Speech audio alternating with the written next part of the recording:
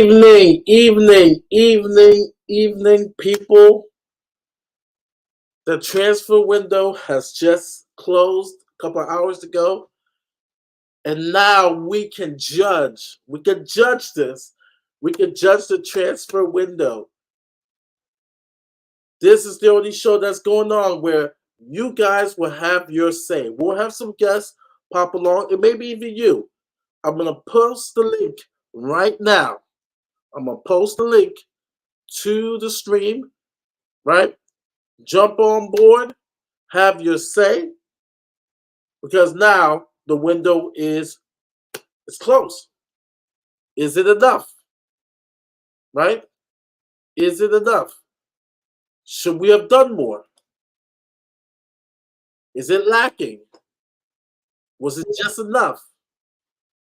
You guys will have your say, and so this show is for you tonight, right? You don't want to hear most of the pundits, right? We're YouTube content creators, pundits. We want to have your say tonight, and we have our first guest. We have Dietrich. What's up, my brother? How are you? Doing good, doing good. Excited about the show. We want you guys to have your Yeah. say. If you want to jump on, because now the transfer window is officially closed. How are you feeling, I'm Dietrich? I'm good. I'm just telling you, like, I might say like 10 minutes because I have to go to the gym soon. But I Okay. just came on to say, like, I Okay. hate I hate this transfer. I actually despise what we did this transfer window. I'm not happy. Man. Well, let's get to you because Yeah, you'll be. I just want yeah. to big up a couple people quickly. Lily White Lane, Robbie, big up 3 out of 10. Ooh, I think we're close because I will give my rating. Sue Smith, big up Sue Smith. We'll read your comment. Big up. We'll get to it. Disabled team. Big up. Big up to 3SS Sports Picks. Big up. Emmanuel, Ramdanize, big up. Who else is in the house? Who else? Jimmy, big up. 4 out of 10 window. Oh, we're close. We are close. And so we want you guys to have your say. I'm gonna go back and read Robbie's comment after Dietrich gives his rating and his view of this transfer window. But Go people have been nice. I gave it a 2 out of 10. two out And of when I ten. say two, because me, I'm not like some fans. I look at outgoings and incomings. Yep. We brought one attacking mid, something that we needed, and we brought one center back that we needed. But did we sell the players that should have left? No. Did we sell our talisman and replace him? No. Did we make any? Did we sign any two center backs? No. So what did we improve? Yeah. What did Yeah. we improve? We just improved one center back and one attacking mid on the starting 11. The goalkeeper you switched, you lost your striker and you replaced him with the striker from last year. So what did change? For me, it's a 2 out of 10 window. Yeah. I well, because I want you to talk more before you have to leave. But I mean, I can give you my rating right now. Yeah, go ahead, go ahead. I was struggling between 3 out of 10 and 4 out of 10, and for me, I am going to give it. I'm gonna I'm gonna go sofa score wise. I'm gonna give it a 3.5, a 3.5 out of 10, and for the same reasons. The incomings, right? Madison was good, right? Van de Ven was good. It was okay. And Vicario, so far, it was good. But the reason why it's low, because of two major things. Number one, an incomplete at center back. We needed minimum of two. Because now we're just one injury away of either Sanchez, and I'm going to get to this, coming in, Dyer, who has not even been named to the club, to the squad, is still in this club. He could come in. if we have, as Sue Smith says this, either both injuries, we will have Sanchez and Davies if Dyer gets back in the club playing at center back. That is a nightmare scenario. Now the outgoings. You have to be kidding me that these players are players like Tenge that should have been gone. All right, Ange comes in. You hear the rumors. Okay, Tenge may have a place in the club, right? Some people are happy about it. Most of us like, no, he needs to go, right? We don't see Tenge ever again, but yet still, he is going to be in this club. Eric Dyer still going to be in this club, and Let me this is ask you. how shambles it is. Is that some of these players, like, you know what, we'll sit out, we'll get paid. What other club do you know that has not one, but 4 or 5 mercenaries? We have 4 to 5 mercenaries in our club who are going to get paid unless we rip up the contract. Something Marty, Daniel Levy does not want to do. That is horrible. As late as today, we're trying to scramble, trying to find people to got Horberg turned down Fulham.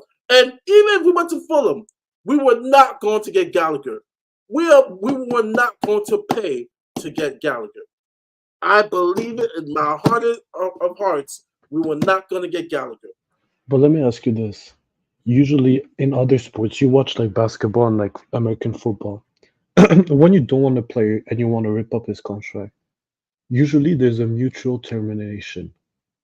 So either you pay the full contract or you pay half of the contract. Why we couldn't do that with Dyer? He has 1 year left. Same thing with Hugo Lloris. I don't get it. And now what bothers me, they say if we don't say Dyer or Sanchez, we cannot buy a center back. In one universe, you want to make top four and you have to wait for a player that's not going to play 1 minute under Ange, but you need to you need to sell before buying. I've never seen that in my life. Yeah, Look at it's Chelsea. You're telling me Chelsea is able to sell Havertz and all those Deadwood players for that much money, and we can't even get like 5 million for Dyer, or even 1 mil. Jet Spence, we got some money. Harvey White, we just sold him today. If you haven't seen the news, we sold Harvey White, I didn't. and we made money. I didn't even see that. And the thing is, the people that we did get rid of, they're coming back. Except for Harry Wicks, everybody's coming back. The ones we Harvey White did, is gone. Harvey White Harry is Wicks is gone. the only one that's like gone. Okay, but there are players that we have loaned out. Tanganga is coming back. He's And coming no, I back. don't think he's coming back. No, because the clause said Well, if option because I, Augsburg, no, 'cause Augsburg, they always are in the Bundesliga. So if they stay next year, it's an automatic. So that's fine. okay. So he's gone. Hugo is still here. I heard a rumor to say that Hugo doesn't want to leave the club. Hugo's still here. It's incompetence 101. This week has been a bad week. Let me tell you, bad week. And this is in true fashion because the start of the season has been, for the most part, it's been good. It's been exciting until this week happened. It's like that bubble burst, and we were reminded. We were reminded. Oh yeah, Daniel Levy and the board is still in charge. I've been saying this in a couple of shows. Rebecca Capelhorn, right, who worked 5 years with QPR, an accountant, she's in charge of outgoings.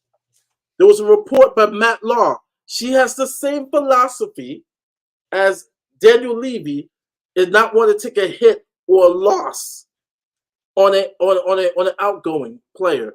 So someone might be interested in Davison Sanchez, wait for 15 mil. No. We need 25 mil. Davison Sanchez stays. And so on. It is ridiculous. It's we have a bloated squad. We're gonna have more than 5 players literally sitting there, right? And we're supposed to be the smart financial team, right? We're gonna be playing players not to play. Eric Dyer, Tanguy Ndombele. Like this is a joke. Really, it Um, is. It's a joke. I'll be back in an hour and a half. I'll go work out. I'll be back. I'll be listening behind. I'll be back. Yeah, we'll be on. We'll be till 10. We're going 2 hours, so Okay, we'll. I'll be here. I'll be here in the last Oh, 30 minutes. Take care, okay. guys. Big up, Big that. up, guys. Michael. I just gave my rating. I was torn between 3 and a 4. I gave it a 3.5. Um, I based this on the incomings, but the outcomings weighs heavy for me, and then the needs. We had to get 2 minimum center backs. We got one. We got one. Then the Harry Kane money, right? Brendan Johnson, right? Brendan Johnson. You know, it, we'll see how it goes. And I feel bad for the kid because um, I don't want to crap on him. You know, I don't want to crap on him, but it's just when Ange says we knew Harry Kane was going to leave, right? That very first press conference. So you're telling me you do your due diligence to have a replacement for him. Like you did do your due diligence, right? You can name a Jimenez, a Fedornor, you know, a David, that's out there, right? There's, I mean, Balogun, nah, I, I don't see Arsenal selling to us, right? So many other options that we could have gone out there. I would have been happy if we even. I don't think Aston Villa was sold us Ali Watkins, but you give it a sniff, all right? We'll pay that high price. Not even that, and so it's just pure incompetence. And I know I said yesterday I had no expectations. I did not have expectations. But now, since it's closed, now I could judge this. And this transfer window, it wasn't enough. It wasn't enough. Those who argue, well, we can't do this all in one window. Let me tell you, losing Harry Kane and knowing that we were going to lose him and not having a replacement for him in this window is a competence. Knowing for the last transfer windows that we needed not one, but 2 center backs. Mind you, the evidence they were scrambling to get one from Chelsea at the very last minute, and then before that they were trying to get what's his name, Tosin, and then the other one. So that's evidence that they knew they had to get another center back, and it's just pure incompetence. So that's why I give it a 3.5 out of 10. Close to your 4. I mean, because it's not how a football team should be run. You have teams who are lesser than us, and then now shut up, who are lesser than us, who I thought they had a better transfer window, right? Because they're not big six, right? Aston Villa. I'm seeing Forest, Aston Villa doing some proper business. West Ham, Hey, hey, proper business. Mari, have you seen Bournemouth's window? They had an absolutely brilliant window, by the way. They've spent a magic fuck ton of cash. It's eh, okay because I don't know if you saw like my rating on the window on We Are Tottenham TV, etc. But I gave it a 4, and honestly, right now I'm kind of inclined to lower that to a 3. And like, let me explain myself before like anyone comes from for my head, whatever, right?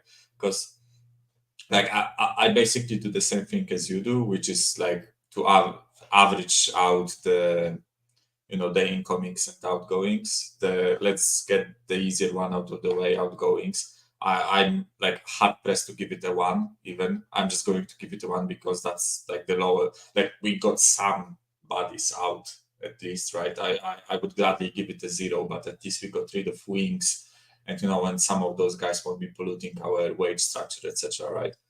But it's honestly unforgivable for me that we are still stuck with the dumber and the idiot, which is David Dyer and Davies. It's like how does it happen that all 3 of them stayed? I expected at least 1 to go. Like I could stomach Davies staying, but I was sure that we are going to move one of Sanchez or Dyer on, and we didn't, right? And Dombele is still here, and he will still eat away that 10 million pounds that we owe him for another year of his contract. And assuming that he doesn't leave in another year, we will owe him another 10 million pounds for his contract for the next season after this one, right? Lloris will probably get his contract cancelled in like tomorrow, most likely, but it's still like shocking that we kept him for so long, and we tried to. I don't know what we tried to do with Lloris. Why wasn't his contract cancelled 2 months ago? I don't get it, right? Which is the reason why I can't give more than a 1 for the outgoings. And still, of course, all the Deadwood that we moved on loans that will be back here in a year, right? That's absolutely shocking. But in terms of like incomings, I actually really like vast majority of incomings that we got. I am really happy with Van de Ven. I am really happy with Madison and Vicario. I am really happy that we bought Kulusevski and Poro, even though like some people have doubts over either one of them, right? But I think that they provide useful outlets for our team. They provide different things than the players that are already at the club, right? And I'm actually warming up a bit to the like Brennan Johnson deal. I was like really against it. Because I didn't think that the guy suited our system. But I talked with Men and Sim from Tottenham TV today. I've listened to some different opinions, and I actually see a point in us signing the guy, right?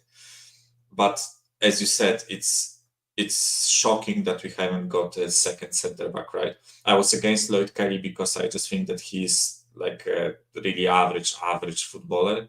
But I don't get why we couldn't convince Tosin Adebayo. I don't get why we couldn't even loan someone, right? It's absolutely unforgivable for me that we haven't gotten a centre back signed.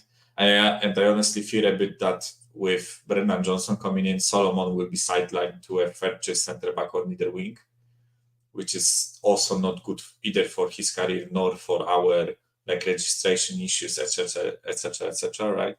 So I initially gave that like incomings part of the transfer window a 7, but I am honestly like inclined to give it a 6. And again, not only because I like the players that we brought in, but I think we haven't done enough, right? So on the balance of things, I think it's a 3.5 if you add 1 and a 6 divided by 2, but I have to lower it by half because we sold Harry Kane this window, and I expected something to wow me during this window. You can say that Madison signing is a wow signing, right? But like it happened at the beginning of the window, then we sold Kane 1.5 months later, right? And we haven't done anything after that Kane sale that made me go, I am super happy that we got that player, right? If instead, and again, nothing against Brennan Johnson as a person, right, as a player, whatever. But if we have gotten, I don't know, for that Kane money, for the good chunk of it, I don't know, Eberechi Eze or Vlahovic or Tapsoba, someone to fulfill the gaping hole that I would go, wow, I'm so fucking happy that we got that guy, right? But it didn't happen.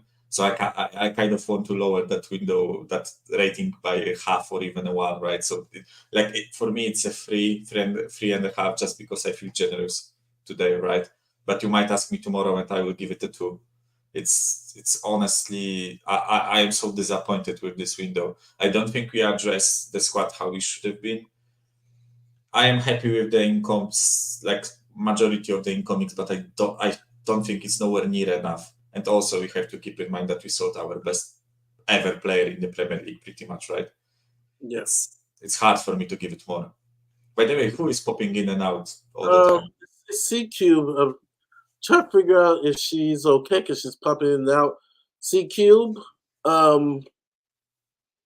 you ready to Yeah, go? I think my connection is not great. I'm trying to fix it. So Okay. I'll come back in. Yeah. Okay. The reason I asked because I didn't see the Batman. the Lego Batman, and I wasn't sure if it's like who it is, right? Yeah. Let me read some of the statements because I want people to have their say. Big up, Robbie. He says, big up. Some really good signings and matters at BDB, but left weak when it comes to that midfield and defense. One injury away from Hoiberg and Sanchez playing first team footy. No striker either. 3 out of 10. Big up, Robbie. Sue Smith says, worried about the defense. Injuries to Mickey or Cootie, or both, God forbid, would see us completely screwed 100%. So negligence not bringing further reinforcements in. Big up, big up, big up. Emmanuel says this will be a very hard year when this catches up with us. We can't be lucky forever. Huh. Jimmy has some interesting signs. This is probably the highest I've seen Robert being very nice. So I'm going to call it what I called it right after the Vic signing. 5 out of 10. Okay. That's average. I understand people going like anywhere between 1 and a 5. In my opinion, those are all logical reasons because like people have different expectations. But if I see anyone giving it more than like a 6, I seriously have to question like I'm not even going to use the word ambition, but your expectations. Like you see Villa with the amazing window that they had. You see like Brighton, Brentford, Bournemouth, all of those guys having those amazing windows that they spent on exciting young players, right? And I guess we've spent, but you have to take into consideration we sold Kane this window, right? If we didn't sell Kane this window, I would rate it 8 out of 10 or even 9 out of 10. I'm really happy with the incomings, but you have to take into context that we sold Kane. Yes, your icon's up, Cube. Robert explains how he got to that rating. And so people have different formulas, so I totally understand and get it. Jimmy says, sold our best player and brought in who? Brendan Johnson. We're definitely going to get to that. Mo says, our defense backup is shocking. It is. We have Sanchez, Dyer, and an unproven center back Ashley Phillips, which is true. He's still unproven. And Jimmy says Hugo is still here. So yeah. Orsmont says Lloris isn't registered in 25-man squad. Dyer and Sanchez be added there to get the young player Ashley Phillips back in for backup for Romero and BDV. You might as well. I would much rather see Phillips than Sanchez as a backup, right? Ray says, so much for ripping up contracts and looking into the Asian market. Well, yeah, that was the big pull. That was the big pull that people says. This was, catch up for Southampton last minute. Scrambling. Joe Club, rip up that Snake Dyer's contract. And oh man, when we get to outgoings, I'm going to get to your icon has not come up, CQ. It was there for a minute. For a second. Yeah. Yeah, Jimmy Two Tones. We're gonna get to Dyer because him and Hoiberg. Yes, they have the power to go where they want to go, but look, literally, why do you want to stay at a club where they're not going to? Don't get me started. We're gonna get to outgoings. Another one. Okay. I'm not going to go off on Dyer because like I know you want to structure this show because we will talk about Dyer, but I have my few words to say about this. Man, I will let you unleash. I will let you unleash. Romero and VDB gets injured. We are finished. 100% agreed. Jamie get. Yep, Dyer is Levy's chief snitch in the dressing room. That's why he is here. Levy is such a paranoid control freak. He needs an inside man. I agree with you 100%. Hugo and Ndombele can be shipped out to Saudi and Turkey. The thing is, they don't want. They don't even want him. They don't even want him. Mark Swift, big up. Yes, hit the like and the sub. Can you get the super chats in too? Big up. And big up to Kyle Patrick Venard, member for 12 months. Thank you. We are going to get C Cube's opinion on the transfer window. Like I said, we're going to read all the comments. C Cube. Yes. Now that Sorry, is- my connection is not as good, I guess, because I'm at my parents right Okay. now, and I guess their internet is not as good. So Okay. I'm gonna say my piece, and I'm gonna jump off, and then just harass you guys in the comments in the chat. Okay.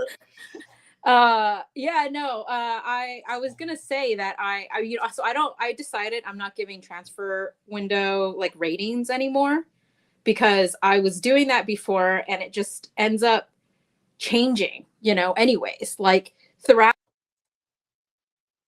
your thoughts, like this is going to be great, and then it ends up being, by the end of the transfer window, really disappointing. And then as the season goes on, you realize that your rating was also different from even when the window closed, because we have players that come in and we think they're going to be good or we think they're going to be bad, and then it completely changes throughout the season. So for me, I just think it's like I don't even give ratings anymore. I'm not even upset. I'm not upset because it doesn't seem it's not surprising. Like nothing was ever surprising. Like I felt like we were going to get Brennan Johnson, and I felt like that was all we were going to get. Like that was what was left. And I knew that we were not going to have like a lot of the players out the door either, because there just wasn't enough time. See, that's what annoys me a little bit, is the fact that, or a lot of it annoys me, that why do we have to wait until the last minute to get our players out? It's one thing to wait to the last minute to get players in, because I can understand sometimes it's a little bit harder to do that, but Yeah. getting players out the door should not be a last minute thing. Exactly. Like, especially you know, when it's like players that like it's different. You're like, okay, I don't want to let go of this player because I want to make sure that I get a player in to replace them. But that's not what the situation is. These are players that are left out of the squad, that have been already announced that they want to leave. So it's kind of like, I don't understand why. It's not like we're going to replace, I mean, we already replaced Hugo, right? It's not like we're going to replace Dyer when he's not even in the squad anymore, right? So it's like, I don't understand why we have to like, hesitate to like get them out. Like this is just typical things for our club to do. You know why? That's because we try to get as much money for them as we want. That's the issue, right? The club Ren, or Stadren, sorry, approached us to buy Sanchez, and they offered apparently like somewhere between 7 to 9 million euros for him, and we fucking rejected the bid. Like that's the issue, right? Whether you like it or not, like Arsenal, they sold Rob Holding for 4 million to Crystal Palace, but they weren't like trying to penny pinch and get as much money as they wanted for those players. They just deemed Rob Holding not usable, and they offloaded the guy, right? The issue is that we rejected the bid for Sanchez. That's just pure idiocy. That's the same reason why Lloris is still at the club, because we tried to get as much money as we can. Nobody is buying the guy. We try to, like, I don't know, sell the guy, sell a 36-year-old keeper, just rip up his contract, let him leave on a free. It's absolutely nothing for me. Yeah. So that's the thing. It's like, it's one thing to do that for a player that's pretty young, still has a longish contract, or you're trying to figure out the right loan options or something. But when you have a player like Ndombele or Sanchez or Dyer, who have like a year left on their contract only. If you don't get rid of them now and you don't sell them now, then you let them go for nothing anyways. So it's like you have to just get rid of them at that point, you know? So you need to just, that's the thing, it's just let them go. And as far as Hugo is concerned, I feel like in Hugo's situation, and this is, and you know, I've actually been defending Hugo because people, I think, based off of how much service, like, you know, how long he's been at the club, he's been a good servant for the club. And he's, you know, he had a bad season last season, but a lot of our players had bad seasons last season. The season before that, he had a really good season, actually, and people completely forget about it. He had the most clean sheets after Ederson and Allison in the league. So my captain for all these years, we should just rip up his contract. And I mean this in a not disrespectful way. Like, I wish we would rip up Dyer's contract because I want to get rid of him because, you know, Dyer is appalling. But I think we should rip up Hugo's contract in the way that it is like an opportunity to let him just go and make a move easier for him. In the way that like Chelsea, like Chelsea did it for Azpilicueta. Azpilicueta has been a great servant to Chelsea. He was their captain, and it's all like good, you know, good vibes between them, right? It's goodwill between them. So Chelsea mutually agreed to like end the contract so that Azpilicueta could make the move, you know? Yeah. And I think that we needed to do that for Hugo so that he could make the move. And even if you're saying like, oh, well, they were going to try to get money for him, and then now that the window's done, they're going to rip up his contract. I was like, that is disrespectful to Hugo because now he can't make a move. Now his opportunity. No, he can. If he's a free agent, everybody can. It's like, well, yeah, but it's a lot of places are going to have already had their keepers. They already like made the plans. You know what I mean? It's going to make it so much harder for him. So I feel like, you know, it was disrespectful for us to do that to Hugo and not just let him go. You know, when he already said at the beginning of the transfer window, he was like, I'm moving on, you know? So this is all just, I'm not even upset. I know it sounds like I'm talking very quickly and stuff, but I'm not even upset because it's all very surprising. And I just want to remind everybody about Brennan Johnson. And I'm not like dragging Brennan Johnson because verdict is out. We don't know. He might end up, turns out that he's amazing. Who knows? You know, you don't really know until you see them like play for us. With that caveat in mind, I did look at his stats, and like, this is a guy who out of like over 90, you know, like games played, he's scored like 20 or something, 20 goal. It not even like he scored the goals. It had like 20 goal involvements, 20 something goal involvements. We just bought another forward who is not a prolific, you know, like goal scorer or goal contributor. And the other thing is that I have a little bit of PTSD because Brennan Johnson is, I know he's Welsh, but we have another Brit who's come in now at the very, very end of the transfer window that we were working on for a long time and is from like Nottingham Forest. When's the last time you saw that?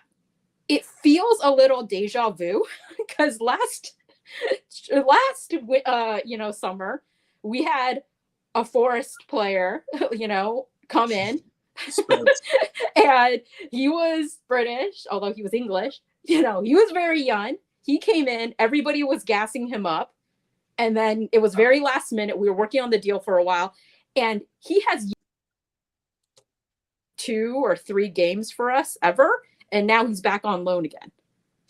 To be fair, we bought him off Middlesbrough, not Nottingham Forest. Yeah, no, I know, but I'm saying where where he was coming from last was like Forest, right? Was where he made impact. Which, by the way, Brennan Johnson, yeah, he was at Forest, but then he was on loan, like very recently as well.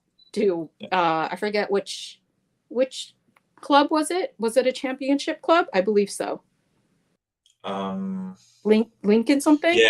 Yeah, he was on loan like 2 years ago or something. Yeah. like he was in the Premier League last season and he came up with Forest from Championship. So he played 2 last seasons in Nottingham Forest. But I think like Exactly, Mike. Like the geezer can't score goals. You know what I mean? He's just a runner. You know what I mean? He's basically Lucas Moura from Wales, isn't he? You know what I mean? And he's spent 50 million on it, and I think that's like maybe like 50% of Hurricane money, or 45. yeah. That's 50 million. It could have went on a Nesri, you know, a proper striker. You know what I That's the mean? thing. We overspent on him too, in my opinion, because it's like 40 million pounds, not euros, pounds. So you're like, really? It's like, I mean, again, I don't, but I'm just saying it's not like he's someone who you're like, oh yeah, oh my God, what a great like signing coming in. Wow, we're really excited about him. And I remember, and then Michael, earlier you said about Madison, and I mean, Madison's a great player and he's a great signing, but he's not a wow player, in my opinion, either. When you sell your top goal scorer in the history of your club, and then you bring in someone else who is a really good player, you know, it's not the same. It's really not the same. Yeah. We have some interesting chats. I wanna read. I highlighted a couple of them. Like I said, I want you guys to have your say, and I put the link if you want to jump on to get your opinion. I really want this to be interactive. We've had some very interesting quotes. Scott Ebb says, "Not a single player close to the top 4 level, let alone level needed to compete for titles or trophies." Big up Scott M. Though I was Madison is the only one. Madison would be taken by some clubs, and he's been one of. If you look at goal contributions in the last 4 years, you know there's a lot of players. I mean, I want to do a debate between Odegaard and Madison because in the last 4 years, Madison has had a better career than Odegaard. So I'm using Arsenal as an example, and their top 4. But yeah. Isn't Odegaard younger? Isn't Odegaard Odegaard's younger, man. Yeah, he's younger. Let's have it right. Let's put it right here, right? Madison, yeah, the geezer.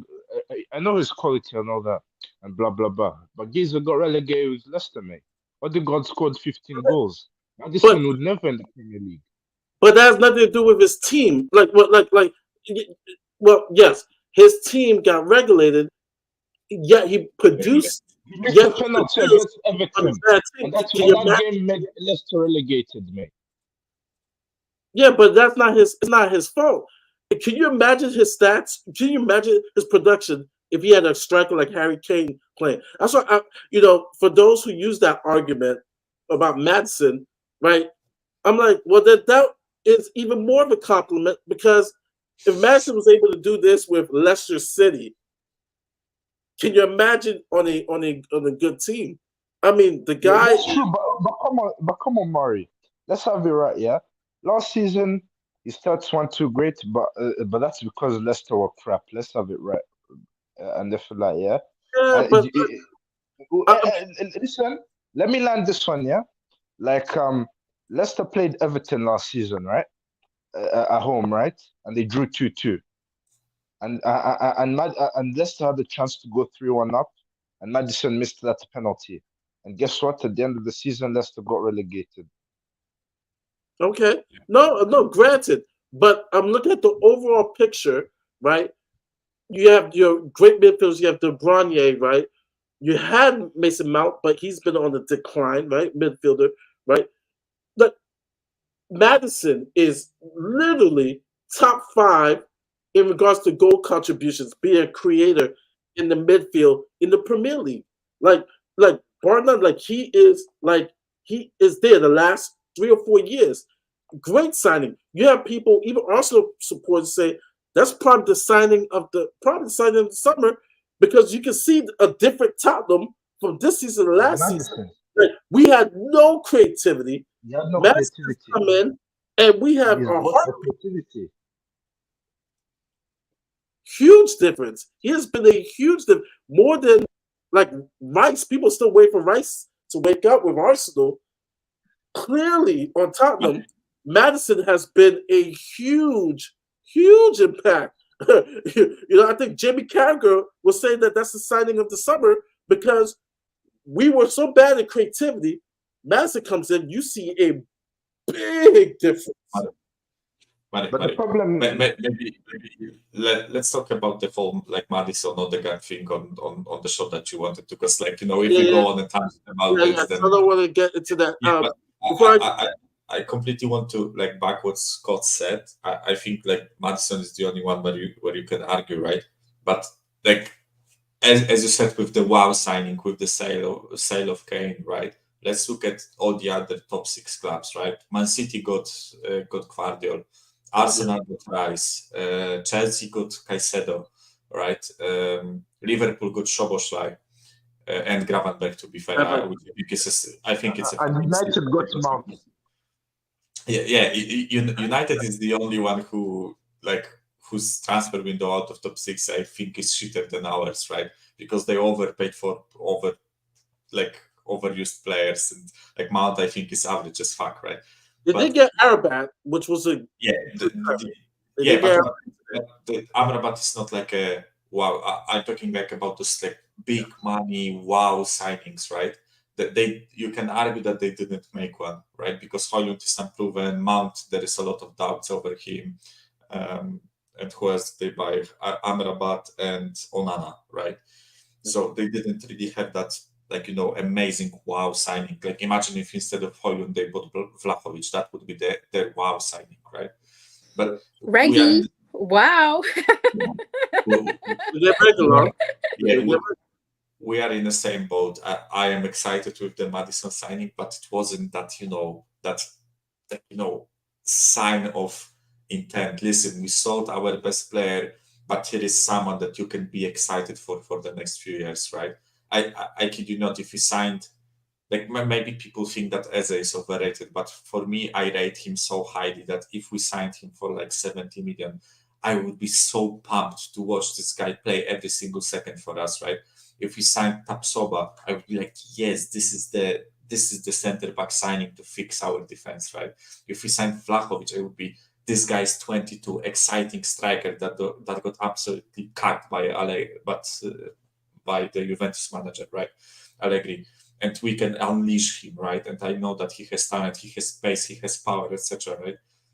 It's like I liked something that would, convince me that we actually. I know you can't replace Kane in terms of like signing the player on the same level as Kane, but replace him in terms of like excitement, the star factor, right? That's my issue with it. Yeah.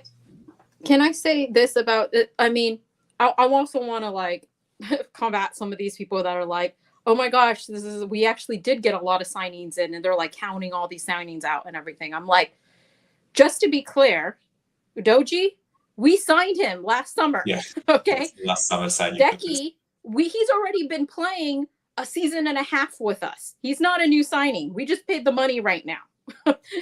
And, so I think that people are counting these Poro, like he was a signing in the winter, So I feel like, and these are all for everybody slagging off previous managers. These are signings under previous managers. So if you actually look at the signings that are and have impacted the team, it's literally Van de Ven, Madison, and Vicario. And Vicario is a necessity because Hugo was like, I'm leaving, I'm out. You know what I mean? So it wasn't like we want to improve the team. It was like, we have to replace this person because they're out, So I'm like, and he was also like, not even our, like, we let Raya go to Arsenal. Anyways, I have a whole thing about that. But anyways, my point is that we have 3 players that actually make some difference in our starting 11. 2 of them are the only ones that up substantially from what it was before. So people are trying to count Poro and Udoji and Decky in it. No, it does not count. I don't care what anybody says. They do not count as this transfer window. So we got two players that really, really impact the team and elevate the team, and we sold our best goal scorer ever. Just put that into context. So I feel like some people, and I'm not like completely shitting on our transfer window either, in the sense that I recognize that at least we brought in a center back, which we've been like crying out for a long time. At least we got in a creative midfielder, which we've been crying out for a long time. I'm just saying that, like, I want us to be looking at the transfer window and not gassing it up either, or miscounting it, because that's what constantly happens. Also, even in the media, it happens. Like when they talk about money spent and how much money that our club spends on signings, they double count. Like sometimes they'll double count players, which makes it look like we're spending so much more when we're not. Yeah. Let me break this down. I'll go with incomings and outcomings, right? And let's talk about. I big up to the guys at South View for the South Stand Coys. Asthmatic is one of the best in just breaking down people's talent. But look at videos and just hear analysis on Brennan Johnson, right? He's our last signing of the. So we'll start backward, right? Brennan Johnson, right? For me now, is a meh. Not that it's like great, but not that it's bad. Yeah. I said meh in the sense of we have to see how it works out. He's now coming to a system, right? He's come to Ange's system where he could possibly flourish. He could possibly just flourish in this system, right? He's young enough. He's 22. Like, you hear the ridiculous signing of, attempt to sign Mo Salah for 150, right? I remember calling Mo Salah a bust before he went to Roma, and even when he went to Roma. And so players develop. If Ange could get something out of Johnson, he's going to need to. Honestly, he's going to need to. It could turn out to be a great signing. It could be. That's the thing. That's where we're at right now in regards to Johnson. The price, right? I think it's ridiculous. But the thing is, now in football, it is ridiculous. Like Declan Rice for 105, right? Arsenal had to do what they had to do. But 10 years ago, there's no way you'll sell a player like that. It's 105. 2 years ago. 2 years ago. 2 years ago. It's the same thing with Johnson. Like, if we had Johnson for 20 mil, I wouldn't have a problem. It's just that it's going to be 45 mil and add-ons, making it over 50. It's just like, wow. That's the thing. That's what I was saying earlier. That money is stupid. But that's the market. That's the market right now. It is ridiculous.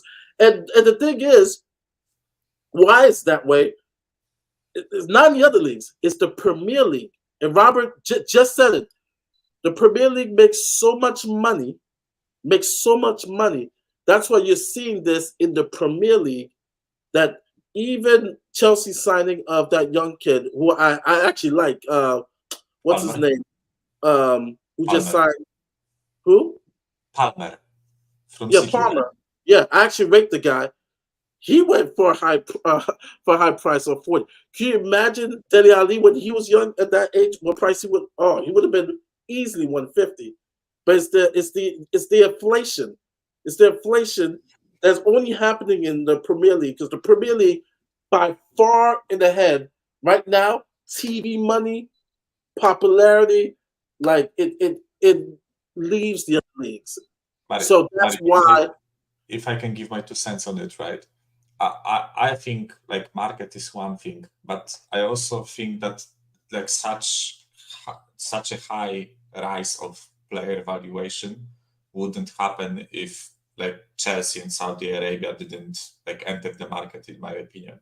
And I don't want to blame like everything on them, but the fact is that when Chelsea comes into play and they spent 110 million pounds on Enzo Fernandez, it just fucks the market right off, right? Because then clubs realize that there is some idiot in London sitting there willing to spend 110 million on Enzo Fernandez or 150 million on Caicedo. I'm not saying those are not talented players, right? But no, there's no way Enzo and Caicedo are worth as much as Chelsea paid for them. Additionally, when you have Saudi Arabia bidding 150 million pounds for Mo Salah, it just fucks the market off, right? Because those clubs suddenly like start operating in such different like spaces in terms of like money.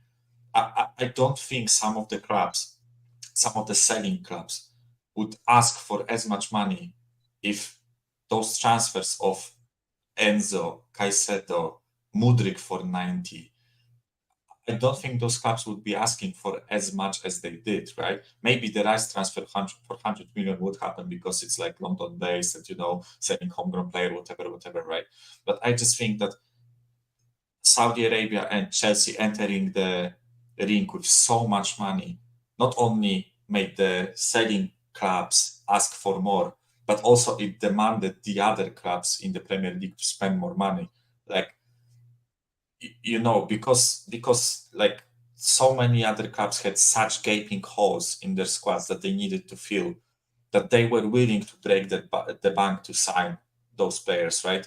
I don't think Arsenal 2 years ago would be willing to spend 100 million for Declan Rice, right? I don't think Liverpool like 2-3 years ago would be willing to spend 90 on Nunes or 70 on Szoboszlai, whatever, right? I just think because like a few of those transfers happened, it completely opened the transfer world, right? And now as you said, because of this we completely like switched to this world where Brendan Johnson is suddenly worth 45 million pounds. Why?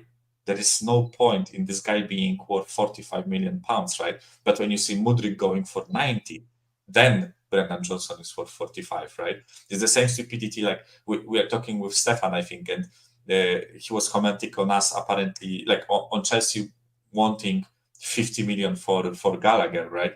If Gallagher is 50 million, then some other guy then if Gallagher is 50 million, then Enzo Fernandez going for 100 doesn't sound that bad at that point, right? Those prices influence each other. It's such a stupid world that we suddenly found ourselves in because of the sudden influx of such ridiculous money that Chelsea and Saudi Arabia. Don't forget Darwin Nunes as well for Liverpool, Mike. Yeah. The Darwin Nunes for what was it, 95 for Darwin almost Nunes? 100 million, man. Yeah, like this transfer, like Vardyol going for 80 or 90, what was it, right? That there is like a couple of ridiculous and like Saudi Arabia even bidding 150 million for Salah, 300 million, what was it, 200 million bid for Mbappe, right? Or 300 even million. That's 300 million. ridiculous, mate. Like it just blows the market wide open, right? Imagine if Liverpool accepted 150 million for Salah and suddenly they can just go around splashing cash, but then the selling clubs will be like, you have 150 million for Salah. Now, like for Gravenberg, maybe doesn't cost 35, but 55, right? And it just blows everything out of the proportion. It's like such a chain reaction because the first transfer of like 1 year ago, because those transfers for 90 million happened, done by Chelsea, Liverpool, etc. It just it created a tsunami wave, and now we live in the world where Exactly. I said this for 115. I agree with you. I agree with Okay, you to a let point, me- but go ahead, CQ. Because I actually is going to because I keep jumping in and out. I must be because over here in LA it's raining despite the fact that it's like 80 degrees Fahrenheit here, like 26 degrees Celsius, but somehow it's pouring. I don't know. Anyways, I just want Yeah, it's really weird. It's like, global warming's got some tropical weird weather here. But anyways, let me just say this and then I'll peace out because everybody's probably watching me jump in and out because my internet is bad. So I was going to say that all the things that I said and all my criticisms, I would just say this. If, Ange, he was quoted as saying, he was like, what's a club signing is like no such thing to him. Right. So he's basically saying that every signing is like coming from him, right? Like he's approved it and he's backed it, right? So if Ange has approved these players that he signed, he wants these players, then I'm all for it. Then I'm just like, fine, Brendan, if he's good or not, or he's going to be good for us or not. But if that's who Ange wanted, then I'm glad we got him because Ange picked him out then in that case. So I think that 100% what we need to do is just back Ange. I know that he messed up with the cup game and stuff, but we need to back Ange. I want Ange just to get the players that he wanted to get, and then we'll just see where the chips fall after that. So if we got the players that Ange wanted, I would say that the transfer window was not as bad as maybe some other transfer windows that we've had. So that's all I'm going to say left. You guys, I will talk to you later. Enjoy the rest of your days. Maybe I'll harass you in the chat. Maybe not. Okay, bye. Big up to CQ. Big up. Let me read some because we've had some very interesting ones. Seems like more people are talking about the outgoings. There's been some interesting ones like Jimmy says Dyer and Pierre are rats. We're gonna get to that. So that people want to talk about that. We may just because like I said, the incomings have been good. Not well, some of the incomings. But the best use of BJ is to run him on the left, move Son to the center, Kulu on the left. Well, Kulu on the right. Yeah, most likely. Yeah, most likely. So that means Richarlison will go to the bench. Dale Spurs said we spent too much on this brother, talking about Johnson. Cold shot, I agree 100%. We should have gone for Santiago Jimenez, put some Fedornor, just scored the other day. This dude is up and coming, and he's only 25 mil. Missed such a chance. I agree. The scouting at Tottenham for Solomon and Lo Celso, we can't judge them for the last Fulham game because they were playing with poor B team. I think we can judge them. Yeah, I would take that. I would kind of agree with that. Levy could have mutually agreed a fee to set Dyer and Sanchez free, but he chose not to. This is pure greed and neglect. We have this money, so that's not an excuse. Lee also said BJ was not utilized well at Forest. That could be the case. An end system will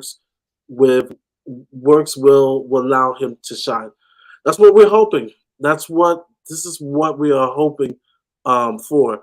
Before I talk about, I want to go to outgoings. Waka says late breaking news: Levy to use Deadwood to build a shed to hide in after shocking transfer window. Deadwood for a shed. Here we go. Outgoings, right? This is the reason why I've given it 3.5 because the outgoings and not enough in the incomings. We should have got another center back. We should have got a striker or better forward option in my book. But the outcomings, right? Eric Dyer doesn't want to go anywhere. He would rather sit out. Get paid, and let his contract go out. Got Højbjerg, right? He wants to stay. Doesn't want to go to Fulham. He feels he should go to a club that's in the Champions League. And I'm just like really? Really? Like you're going to start for another, unless it's some team that's from, Estonia, Bulgaria, that's in the Champions League. Like Like you think you're going to, start somewhere. Does he start at an Atletico? I don't even think he starts at an Atletico. That was the team that he wanted to go for. Tanguy Ndombele, same reason. Oh, sell me to Milan, into Milan. I want to go play for a club that's going to Champions League. Are you kidding me? Yeah, Are, and are you are you really kidding me? Mr. Mickey D's, Mr. McDonald's, you feel that you deserve to go to a club that plays Champions League level. Yes, Sanchez, granted, don't want to go to Russia, especially what's going on right now. Granted, they try to get rid of him. But even if we found a club, rumor had it, we're only wanting 25 mil and up. Not even 15 mil for. So it has been a total crap show in getting rid of our players, right? You can blame Levy, but you can also blame the players, like Eric Dyer, right?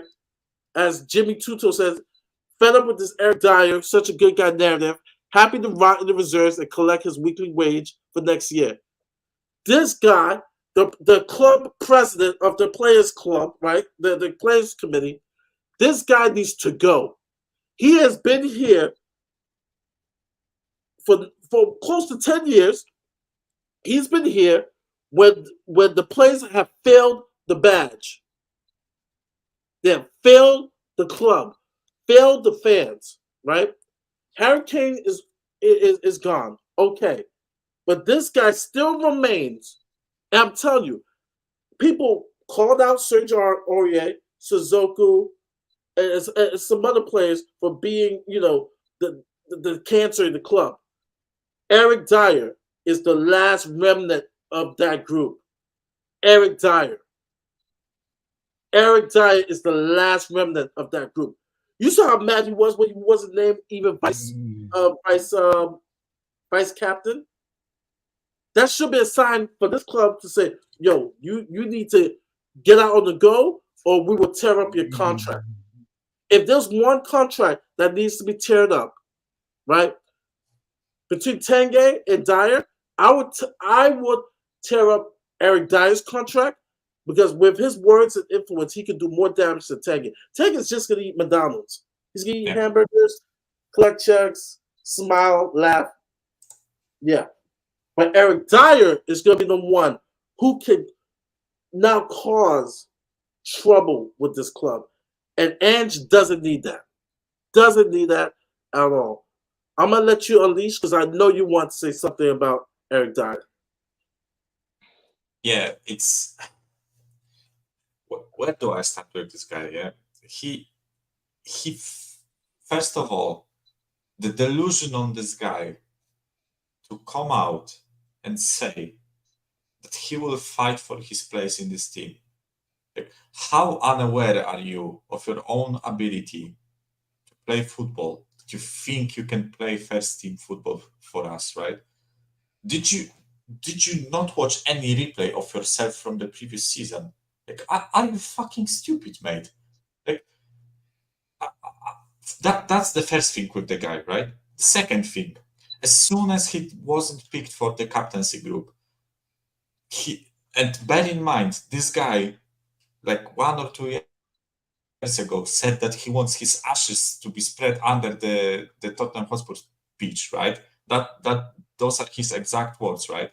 As soon as he doesn't get picked for the captaincy group, he deletes the club from like his Instagram, like deletes all the photos, like stops following the club, whatever, acts like a little bitch, right? Because he didn't get what he wants. He's clearly not wanted at the club, and he has the audacity to reject any move that we propose him, and has the audacity to stay here, even though he multiple times stated that he loves the club, and he stays here and has the audacity to rinse this club for 1 year of his salary when he will not even be sitting on the freaking bench, right? Because Ange, actually, one thing I have to give massive shout out to Ange, right, is the fact that he like completely ditched the guy. Like Eric Dyer is not even part of the matchday squad, right? And like Dyer, you state that you love the club, right? And you will stay for 1 year. You rejected all the moves that were proposed to you, and you will take six. Like, listen, like from the financial point, I'm not surprised that you are going to stay and take your £5 million of salary or £4 million of salary, whatever it is, right? From that point, it's understandable. But if you claim that you are so, like, you are proper Spurs, right? You smash your chest every single time you play. You kiss the badge once in a lifetime that you score the goal, right? You are such a, like, you think that you are such a big part of this club. Then if the club doesn't want you, have the audacity to accept the club's decision and just fuck off, right? But instead, this guy will be a pain in the ass for 1 more year. And I kid you not, as you said, Mari, he's part of the leadership, or at least I hope he was part of the leadership group, right? And I hope that his voice will not be heard, that he will be ignored for 1 year, be made to run laps around the training ground, not included in the first team, right? And I hope that he will be sidelined, no testimonial match for you, nothing mentioned. When your contract runs out in 1 year, I hope you just leave on the free and nobody ever mentions you with Tottenham in the same sentence. I am so tired of this guy, right? Because at least with Højbjerg, I know we don't rate him as a player, right? But at least there's something there, something. He does some things good, right? I think he's, like, as much as people want to, like, I completely, like, agree with the notion that Højbjerg is just a passion merchant, right? And he just bumps his chest, runs around a lot, shouts points, etc., right? But at least he's good at recycling the ball, at receiving the ball and passing it sideways. He has a place in some team, right? Eric Dyer is fucking useless. He's a defender that doesn't put in tackles, right? The only thing that he does is put headers in. That's the only thing that he does, right? And only defensive headers, because offensive headers he's also trashed, right? So at least with Højbjerg, like, he wants to find himself a club. He wanted to find himself a club where he goes and plays, right? And we often talk about ambition, right? He had, like, you can say that he had ambition of playing in a better club than Fulham, who is not in Europe, who will not go far in the cups, right, etc. And it is, by the way, it was us who rejected the loan bid from Atletico, not Højbjerg, right? Højbjerg Yeah. actually wanted to go to Atletico. We rejected the loan bid because it had no obligation to buy, right? So at least you can point to that. But with Dyer, we offered him Bournemouth, we offered him Fulham, those two clubs that we know of, and I kid you not, there definitely were other clubs that also were offered to him. And he rejected it all to stay here and waste our time, energy, and passion for this club. I am absolutely livid with this guy. I don't hate people, but I actually hate him, right? You get the point, right? And Yeah, man. You're spot with on, man. Sanchez, same, like, Sanchez, at least Sanchez wanted to go somewhere. Sanchez actually nothing came out about Sanchez rejecting any move, right? It was always about, Russia. He didn't want to go yeah, to. like, Russia, fair enough, right? Like, Yeah. especially me as a guy from Poland, like, I don't wish anyone to go to Russia, right? I am completely fine with him not going to Russia, right? But there was nothing about him rejecting Rennes. There was nothing about him rejecting Galatasaray, Monaco. Fulham wanted him. Nottingham Forest wanted him. PSV wanted him. He didn't reject any of them. It was just our stupid fuckfaces at the top that rejected the bids, right? So at least Sanchez can also be, like, somewhat excused. With Dyer, bin him completely, like, cut him out of the club history. I hate this guy. I don't want him to be any part of this club anymore. Exactly, Murray. Let me land. Let me land my Yeah, point. I gotta go land the on. minerals. Go land the plane. Go land it. Listen, Eric Dyer, right? Is arguably one of the worst centre back Spurs I've seen, and you had some shocking centre backs over the years. And let's have that right, yeah.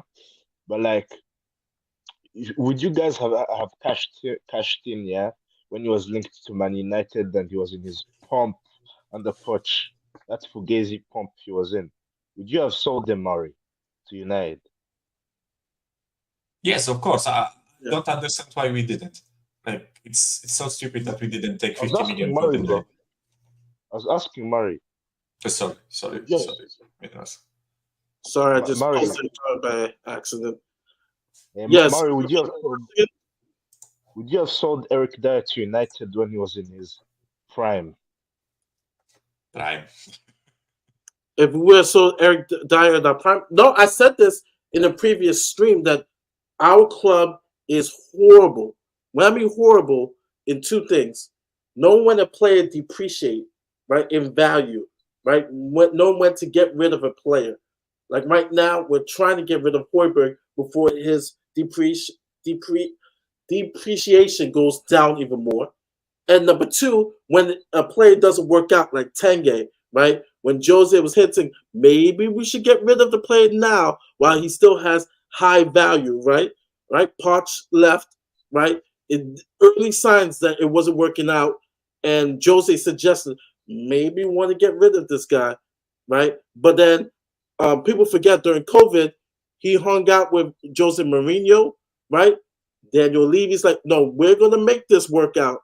And so he hung out with Jose Mourinho and tried to get in, but eventually it did not. It did not work.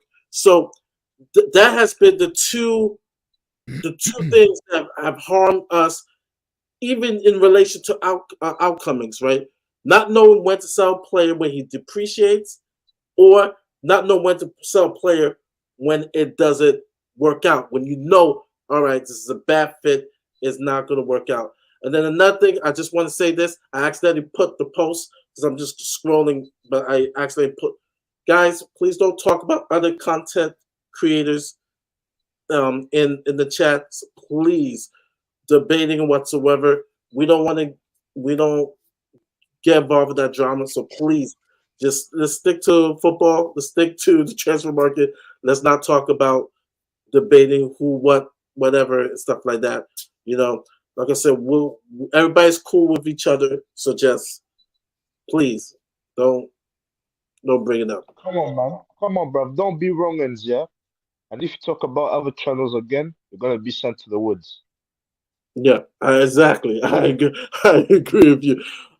We have Will who has come in. Will, the first question I posted was basically have you say your transfer ratings, and we'll talk about the incomings and outgoings.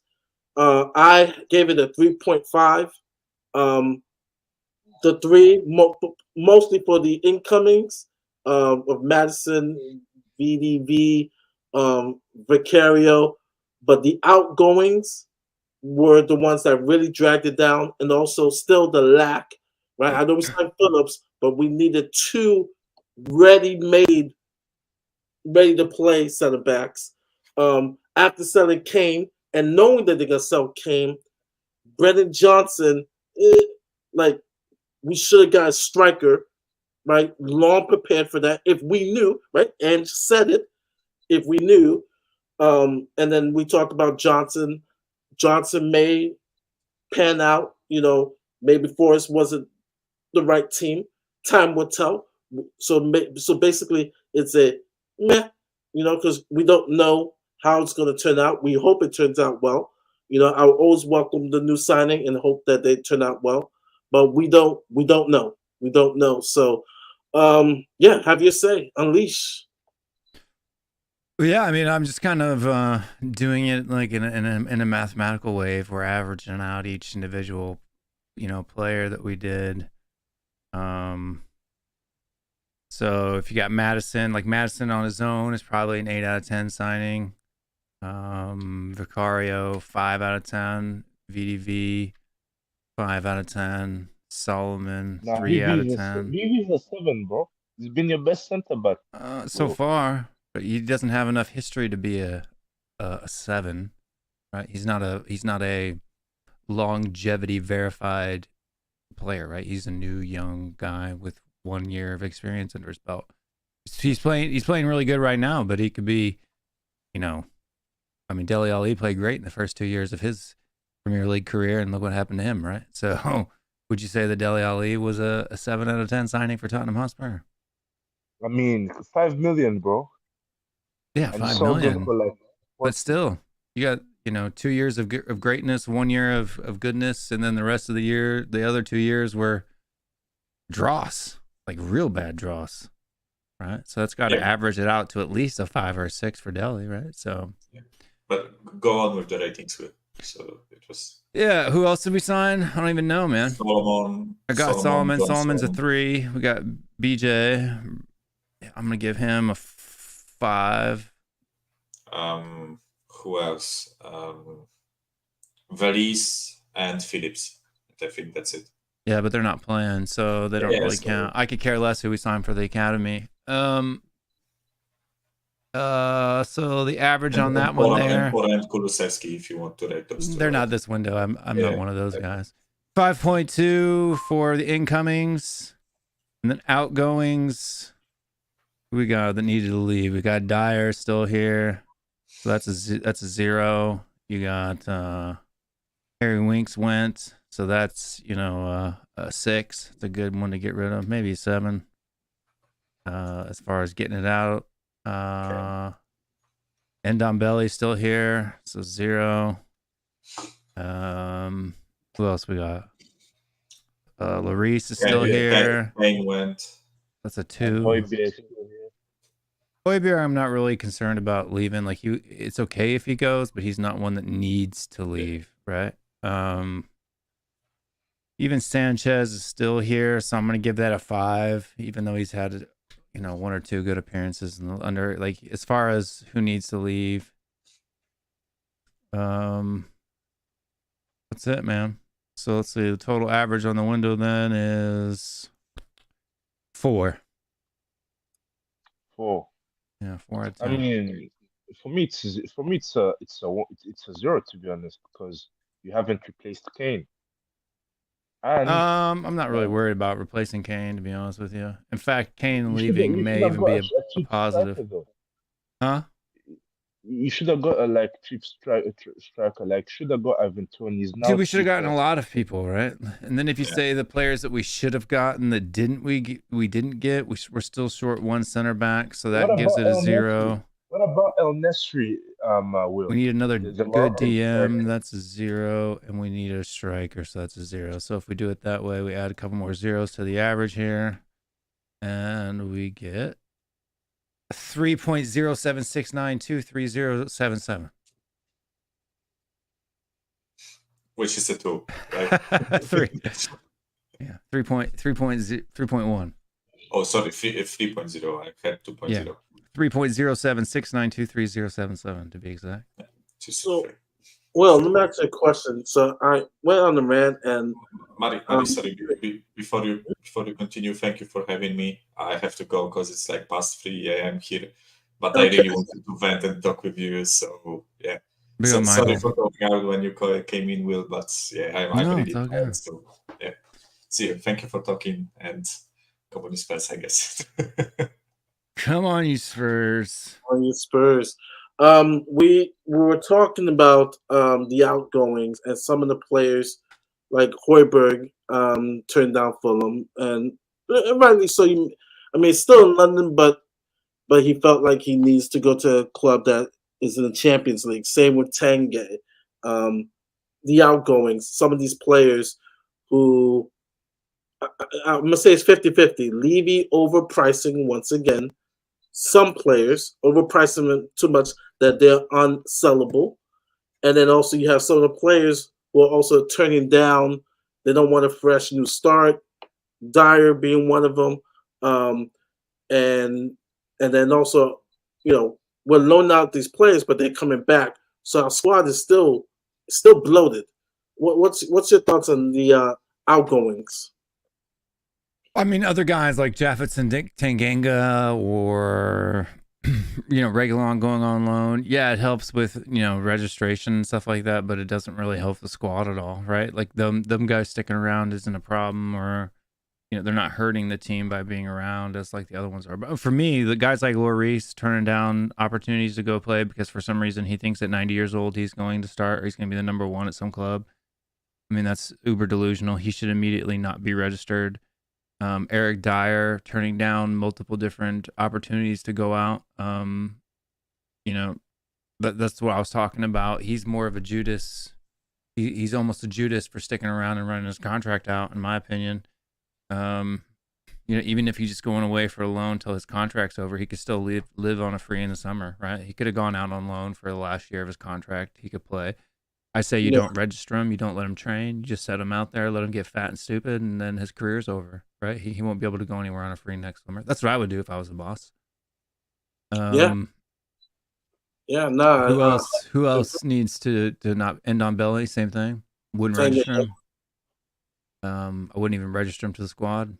I would let him sit at home, eat McDonald's all day, and get fat, and his career would be over. Call me a dick or whatever, but I think that's the way that you should, because they're not taking. If they want to sit there and collect a paycheck and not participate, then we'll let them collect a paycheck and not participate, right? They don't get to sit around and do whatever. Yeah. So if they want to sit around and do whatever, then we'll let them sit around and do whatever. Make it official. For Ndombele though, like Ange plays this attacking football. Do you know what I mean? And I'm not saying you give him another chance or anything. Tanguy, personally, like he's a good bloke. Yeah, I know people that are around him. Yeah, and stuff like that. Yeah, but like Tanguy, like, do you think he could have turned it around under Ange, because Ange plays this attacking brand of football, and maybe that could free him up, and he could have like Bissouma being that DM, and him and Madison going forward, or the bridges have been burnt. For what? I'm sorry, I missed the what? Who? I'm saying Ndombele. Like, do you think that he's been done, man? He's been done for years. He didn't even play in Italy. Like all these people say that he gone and won a trophy with Napoli. Did he play? He never played more than 30 minutes average per game. He barely played. But all I'm saying is that Ange is the first real manager since Pochettino to want to play this attacking football. And but he's not. He can't play attacking football either. He can't play anything. Who was more attacking last year than Napoli? Oh yeah, but again, Napoli had better options, and they were gonna win the bloody league.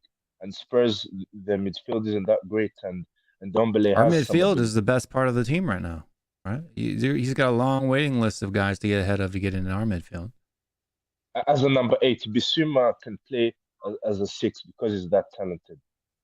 Yeah, but I mean, we've got all kinds of people in front of him that I think that are going to give more of an effort, right? Ndombele doesn't press.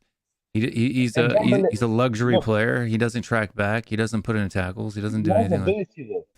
He's got ability, sure, but he should go apply for a job with the F2 Freestylers. I'm sure Billy will give him a job. But to be fair, he is better than Skip and Højbjerg. Skip and Højbjerg at what? He's a better ball progressor. Hiccups? Come on. He passes the ball way more forward. They both do nothing. Crossbar challenges? Come on. I'm talking on the pitch. He actually penetrates the opposition. Yeah, but there's more to the game. There's more to the game than one or two through balls in a game, right? That's what I'm saying. Like, this is the thing. Like, people, this is the problem with people that they want to talk about players that are good and stuff like that, and they focus on one or two things. What I look at when I look at players with my eyeballs, by the way, can't look at players with my fingers. When I look at players, I look at their entire game, not just everything that they do on the pitch. Their defensive work, their work on and off the ball, their attacking prowess, right? And then I judge each player based on the position and the role that they're in, right? Should we be judging center backs on how many goals they score? Absolutely not. Should we be judging midfielders on how many goals they score? It depends on the type of midfielder. If they're a 6, no. If they're an 8, maybe. right? And then the bar is lowered. The bar is applicable depending on the position that's being played. And Ndombele, while he creates, has moments of greatness at times, can't do it consistently enough to actually contribute to the team. So why should he be in it? Come on, but like, We'll send him to Arsenal. He can play for you guys. I'd love that. yeah, I would absolutely take him before all of his attitude. I know his attitude's a problem, but then again, like, Bissouma and Madison are your only difference maker. Papsa, as much as I love him, like, and Dombele done more in the game than him. You know what I mean? Done more in the game. How? He's won the Serie A, mate. Papsa got relegated. Oh, come on. Right, this is that whole conversation. He won the Serie A. He didn't win anything. He was on a team that won the Serie A. He was on a team. I watched Napoli, and he contributed. He helped rest some players in rotation. He contributed. I'll be nice, maybe 10 to 15%. But even if he wasn't in the club, Napoli would still won.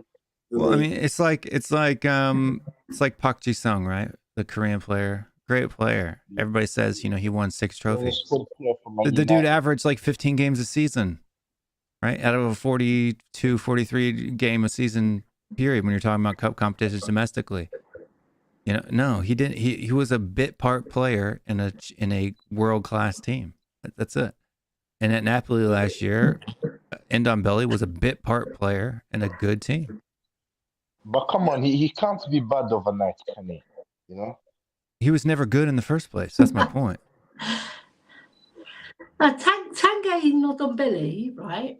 He's a very talented footballer, but he hasn't got no application, no work ethic. He doesn't care about football. All he cares about is picking up his paycheck and then going and spending it with his mother. So I don't even call him a footballer. I call him a freestyler. He's a really good freestyler. Yeah, he doesn't contribute. Yeah. He's got. I mean, Billy and Jess need to give him a job over at F2. He'd do a lot better over there. I knew. What's the point of having all that talent and not playing football? And the thing that's really messed up is he's played for 3 coaches, right? Jose, Conte, and Spalletti, right? And those are 3 managers. Like, with his talents, if you stay in line, if you stay disciplined, would have really helped his career. But he failed at all 3. Yes, he got a trophy at Napoli, but he wasn't really a contributor. He failed with 3 coaches that was said, "Hey, I'll keep you in line and discipline," and he failed there. So he's a lost cause. And so for him to say, "Well, I don't want to leave the club unless I'm going to a Champions League club, Inter Milan," it's like, no, you're not going to Inzaghi. Like Inter would be foolish to sign him. So especially because Inter's on a free fall right now after Conte. Yeah. They are literally on a free fall. Inter mudded me. They're broke. Yeah. I tell you that. Let's have that right. In the chat, they asked me to talk about Højbjerg, right? Højbjerg, he hasn't got 100. Ellie, Højbjerg's in the woods. Let's have it right. No, Højbjerg's a better player than Declan Rice. Højbjerg. Come on, man. Stop waffling. All European day. Winner, mate. All day. 100 million. I'll Champions League winner with Bayern Munich. Declan Rice as well. He's better than Declan Rice. Come on, Ellie, you're a long way from Starbucks. But listen, 100%. I just want to make this point, right? Højbjerg hasn't got, say, 1/10 of the talent or 20th of the talent of Ndombele, but he applies what he's got on that pitch. It gives makes him a footballer. Yeah, he's not the best footballer. He's not the best technician, but he applies whatever talents he's got, he applies. This is what I want to say about professional athletes, because there's a lot of people that are probably, like, growing up, there were a lot of strikers that were more talented than Harry Kane at his age or in his age group, right? There were a lot more players probably even with better skills than the 90% of the professional Premier League players right now at the youth level. The difference between a footballer and a person with great technical ability is that their ability to A1 stick with it, 2 work hard, and 3 apply the skills that they have in a functional way in a match. Right? It doesn't matter how good of a player you are if you don't apply that in a game. For example, like one of the things my son is struggling with right now, and that we're having, I'm having realization chats with him. Easily the most technical player on his team. No, there's no doubt about it. Right? Has a better first touch, has a better pass, can hit the crossbar on a whim, right? Just whenever he wants, right? But when it comes to the games, he doesn't go in, he doesn't get stuck in, he doesn't try to go for a tackle, he doesn't try to win the first ball, he doesn't even try to win the second ball all the times. He doesn't press hard, he doesn't work hard, he doesn't track back, right? And it's those aspects, regardless of what talent he has, makes the kids that are half as talented as him but work harder more favorable to the coach because they get more things done to help the team win a game. Exactly, spot on. But it's just that the thing is that it's more because I like Ndombele and I know people close to him. I like him too. I liked him too. In fact, he's the reason why I got into statistics. His failure is why I got into statistics. Right? I'm not even kidding. Everybody hates Will and his stats. You can blame Ndombele because he had me fooled. I was so excited when we were signing him after the season that he had in France and what he did in the Champions League. Even Lyon fans, he ruined me. He ruined me. Even Lyon fans, even when he was doing good at Lyon, they were still moaning about his attitude and sometimes he picks and chooses his games. Because I know a couple of Lyon fans, they even said that he picks and chooses his games and he's sometimes not motivated. And they were spot on, weren't they? Yeah, but you can't do that as a professional player, right? Right, you've got to try and give your all, innit, Will? You've got to give your all. Yeah, I think it was. It's a common thing that was said, but I think that what's his name? Ivan Toney said it in his interview with the CEO. A story of a CEO or whatever. He said, hard work beats talent when talent doesn't work hard. And that there's nothing more true than that, right? To be honest, it really is. As kids develop and they get older and players play, when you get the gems, when you get a world-class players, when they have the talent and the work ethic, those two things are unicorns, and that's what makes people world-class, in my opinion. Like Ronaldo, Messi. They got the talent, but they apply it and they work hard because they want to do well. The minerals. They're minerals. The minerals. It's a mentality, was what it is. It's up here. You use your brain. You can't teach mentality. That's the problem. You can't teach mentality. You gotta have the minerals. Like minerals don't get taught. Like I said. You gotta get. You're just born with it, or you're not, man. We've all played football. We've all played football, right? You've played with players that work hard with you, and you appreciate them. And then you play with a player that's really lazy, but they got all the talent, but they don't want to help you out because it's a team game. Yeah, you got to help out your fellow players. Yeah, I mean, that's the thing. That's the way that my son started. He used to come home from school and just train on his own for 3 hours every day, just kick the ball up against the wall over and over and over again, do his own drills, run this, run that, lift weights, do all these things. I mean, the work ethic that he had as from U11 all the way up to U14 was great, man. But then once he started hitting puberty, and his desires and hormones started changing, he just dropped off, and he doesn't, you can barely ever catch him doing kick-ups in the house anymore. So he used to dribble around the whole house and knock furniture over him. Mom used to scream at him every day for playing with the ball in the house, and now you can't make him play with the ball, unfortunately. So people's change, man. Some people got it, some people don't. And it's the kids and the guys that stick through it and are able to apply it. That's the thing too that really bothers me about like people rating Neymar Jr. He doesn't. I don't rate him. He's not a footballer. He's a show off. Yeah, man, he's a freestyler, man. You know what I mean? I've seen him. He's not as good as the woman who he freestyles with either. He That's really fun for the women. when MSN, which is one of the great attacking force. When he was Messi and Suarez, and for me, it's not that he wasn't good at PSG.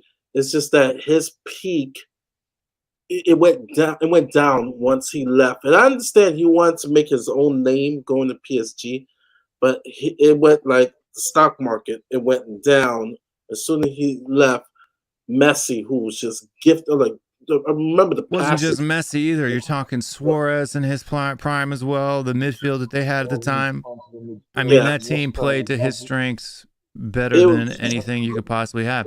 You pull him out of that environment and put him in an environment where he's not the main, where he thinks he's the main man, and Yeah. boom, his effort, his drive, his heart, his fire, that fire in the belly, all disappeared, and so did his ability to stay fit. So did his ability to impact games. Other than this Neymar, past season, hasn't done Neymar, much. what he does a lot, Neymar, he's like a showboat player. Like he'll do some skill right, and then he'll admire himself, and he'll forget that some players have run past him and scored the goal. See, He also admires forgets too that on the himself next too play, much. that center back that he just rainbow flicks is going to take his kneecaps out and put him out for 6 months. Right? That's Yeah. another thing he forgets. Right? He's a very skillful player. Don't get me wrong, right? But he admires his football too much. He should concentrate on helping his team. Yeah, he needs to go do meg competitions. You know what I mean? Yeah. Nutmeg competitions. You know where they do all On the the street. freestyling? Yeah. I mean, he's a long way from Starbucks. I tell you that, man. He ain't got the minerals, man. That's why they win the Ballon d'Or. Let me quickly respond to this, and then I have a question. Just to a quick answer. Just think of who's Ward Prowse assisting to.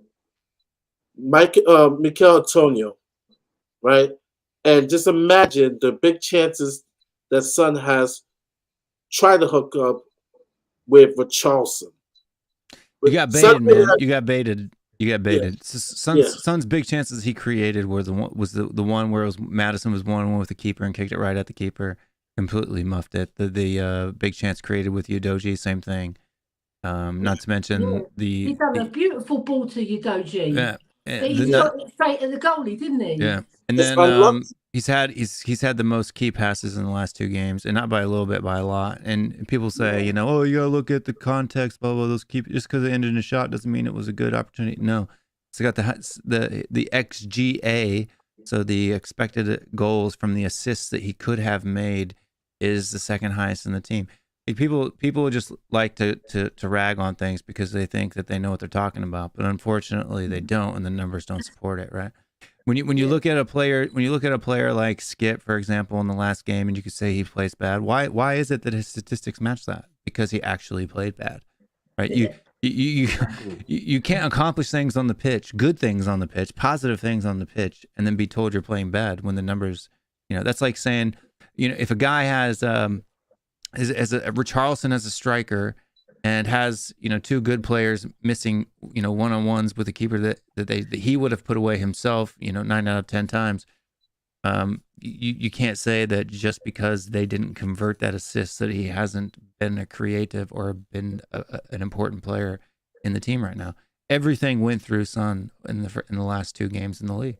It's just a fact. True. Exactly. And he doesn't get credit. He doesn't get the credit, does he, Will? He's not going to get a credit because people just like cussing him. That's all. They're all agenda merchants, Ellie. That's the problem, They don't realize what he actually contributes, and mostly those guys are melts on Twitter. You know what I mean? I'm saying, if he was English, they wouldn't do that to him. Yeah, I mean, they're absolutely wrong on that. Not even like if he was European or South American, they wouldn't do it to him either. Yeah. I started this question. I assume everybody was excited for Madison. Barring Madison, Will, who are you most? Oh, it was directed to Will, but I'm going to direct it to everybody. Will, who are you most excited about the new signings? But I'm going to add something. Minus Madison. We'll start with Will, and then we'll go to Ellie. And I don't know if Minerals That's is a low excited. bar. Brendan Johnson. Brendan Johnson? Who out of who else? Solomon, Vicario, Vanderman. Yeah, Brendan Johnson is the next one I'm most excited about. Out of if you won't let me say Madison. Yeah. Okay. Ellie? Oh, I'm going to be different from Will, right? I like Brennan Johnson. I think he's a good player, but I like Van der Ven, right? Because that tackle he did, oh my God, it was like a claw tackle, yeah, against Brentford in his first game. It was brilliant. The ball was coming high, right? So it was hard enough to defend the ball, right? And then he managed to maneuver his body, claw the ball away from that attacker, not foul him. And then he'd done another brilliant tackle where the player would have gone clean through on goal against Bournemouth. And he'd done a clean tackle on recovery. Brilliant. He excites me because, first of all, he's pacey, which I like. I like fast players. I would have said Brennan Johnson, but I don't know enough about him. I've seen clips of him here, there and everywhere, but it's not enough. I need to see him with my eyes in a real match for Spurs for 90 minutes, you know, and then more throughout the season, because I think he's going to be a first teamer. I think way better than I've watched some clips. Take Kulusevski's place, I think. Yeah, I've watched some clips and I've looked at his numbers. And his numbers are pretty good for especially the type of system that he was playing. James, what's his name? It's Cubed, you would know. James, the QPR fan, the YouTuber that's a QPR fan. James Alcott. James Alcott. James Alcott. Alcott, man. Yeah. QPR. Oh my God, my husband supports QPR. Yeah, he did a video. He's been doing some good videos on Tottenham lately, and he did one on Brennan Johnson recently, and it was. Okay. And I agreed with his takes on that and what he's going to do, and why the statistics when you look at certain aspects are really low because he's playing in a counter-attacking system where he doesn't get a lot of shots opportunities, even time played, stuff like that. I don't know. I think for me, I think that that he's just going to do that. But and also too, I want to say that there's a poll in the chat right now about have you liked the stream yet? And there's 81 people watching and only 62 likes, but 87% of the people click yes. So 87. So you guys are liars. Liars. You're liars. Come on, stop lying. Don't lie. Can I answer that about Højbjerg being limited? What does he mean by limited? Mate, listen. What does he mean by that? Technical ability, probably. I would say technical ability, right? I don't particularly think he's limited technically. He's not the best, but I don't think he's limited because he can control the ball, he can pass the ball, he can pass it accurately. I think for me, what he's limited in is probably pace, right? He's limited in pace. He's limited in. He's the fifth fastest player in our team. Yeah. Fifth fastest. So he's in the Where middle. did you get those stats, Ellie? He's not as slow as Yeah, they record it. They record it. I think she got that stat from me. I brought it up on a show. 33 kilometers per mile. 33 kilometers per hour. Yeah. Yeah. See, I know his stats. Will, I'm not as good as you on stats, but I know his stats. I mean, Ellie, I think the thing is that some of your fan base wonder if he was good as you make him out to be, and bless you for that. No, I don't make him out to be good. I'm honest about him. Other fans are not honest. Like that guy said, he's limited. What does he mean by that? That he can control the ball. I mean, those guys they think he's limited. They think he's limited in the sense as in he can't start for Man City and Arsenal and blah blah blah. Those teams. I think you'd be surprised, dude. You can't start for Arsenal. He's literally done way more than Declan Rice ever has in Declan Rice's career. You guys just paid £105 million for Declan Rice, and you're saying that Højbjerg couldn't do what Declan Rice has done when he's actually done more than Declan Rice every season. Seeing it's in on it. He's just as good as Declan Rice, if not better. That's what I'm saying. He's objectively better than Declan Rice. Now Declan Rice is younger, right? So you could say that Declan Rice has a higher ceiling, maybe. bro, you're a long way from Starbucks, man. No, I am sitting in the biggest booth at Starbucks holding the latte venti, I'm not that you far. know, with pumpkin spice, my friend. Yeah, man. Come on, put the spice on. No, I just think it's unfair on Højbjerg, right? He's not the greatest footballer, no, but he has got vision. You see that ball he done to Kane against Leeds United last season when we won, not last season, season before, when we won 4-0? Yeah, It was put it on a sublime. dime. Yeah. On a dime. And I'm not saying Højbjerg is a And he 105 can- million pound player. I'm just saying Nah, Rice is he's not. way not a 105 million player. Like He's at least 45, 35, 50 million. 40. Yeah, Yeah. I would say because at Rice's age, 45 to 50 million, I think would have been a fair price for Declan Rice based on his Yeah. age and the amount of time left on his contract. If we got, 30 million pound for Højbjerg because of his age, 4 or 5 years older than Declan Rice and only 2 years left on his deal, then I would say that would have been an equal bid. What's Declan Rice, 105, man, 24? that is absolute Come on. insanity. Arsenal, you guys, I don't care if he scores Crazy. 10 goals this season. The fact that you paid 105 million for that guy is just unreal. He doesn't even score as many as Højbjerg. Højbjerg scored 5 this season. And You said Ellie, mate, you're confusing me. He scored. Højbjerg scored 5 goals this season. Yeah, Last season, He this did. past season. Yeah. the past season. Last He scored season, 5 goals. let me check the stats. He did. It's I know way, his you don't stats. want to check the stats because you'll be disappointed that you spent You'll 105 be million on disappointed, Declan I'm Rice. right. I know about Yeah. that. Ellie, what is your rating? What is your rating on the transfer window? I got Will's. 10 guy cost how much? 60. Yes, and 60 was an absolute waste, but it wasn't 105 million waste. 10 guy to Dembele was probably about, if you're looking at the difference of how much the player is actually worth compared to how much we paid. So Declan Rice is probably worth 45, 50 million, and you guys paid 105. So you overpaid by let's say 55 million pound.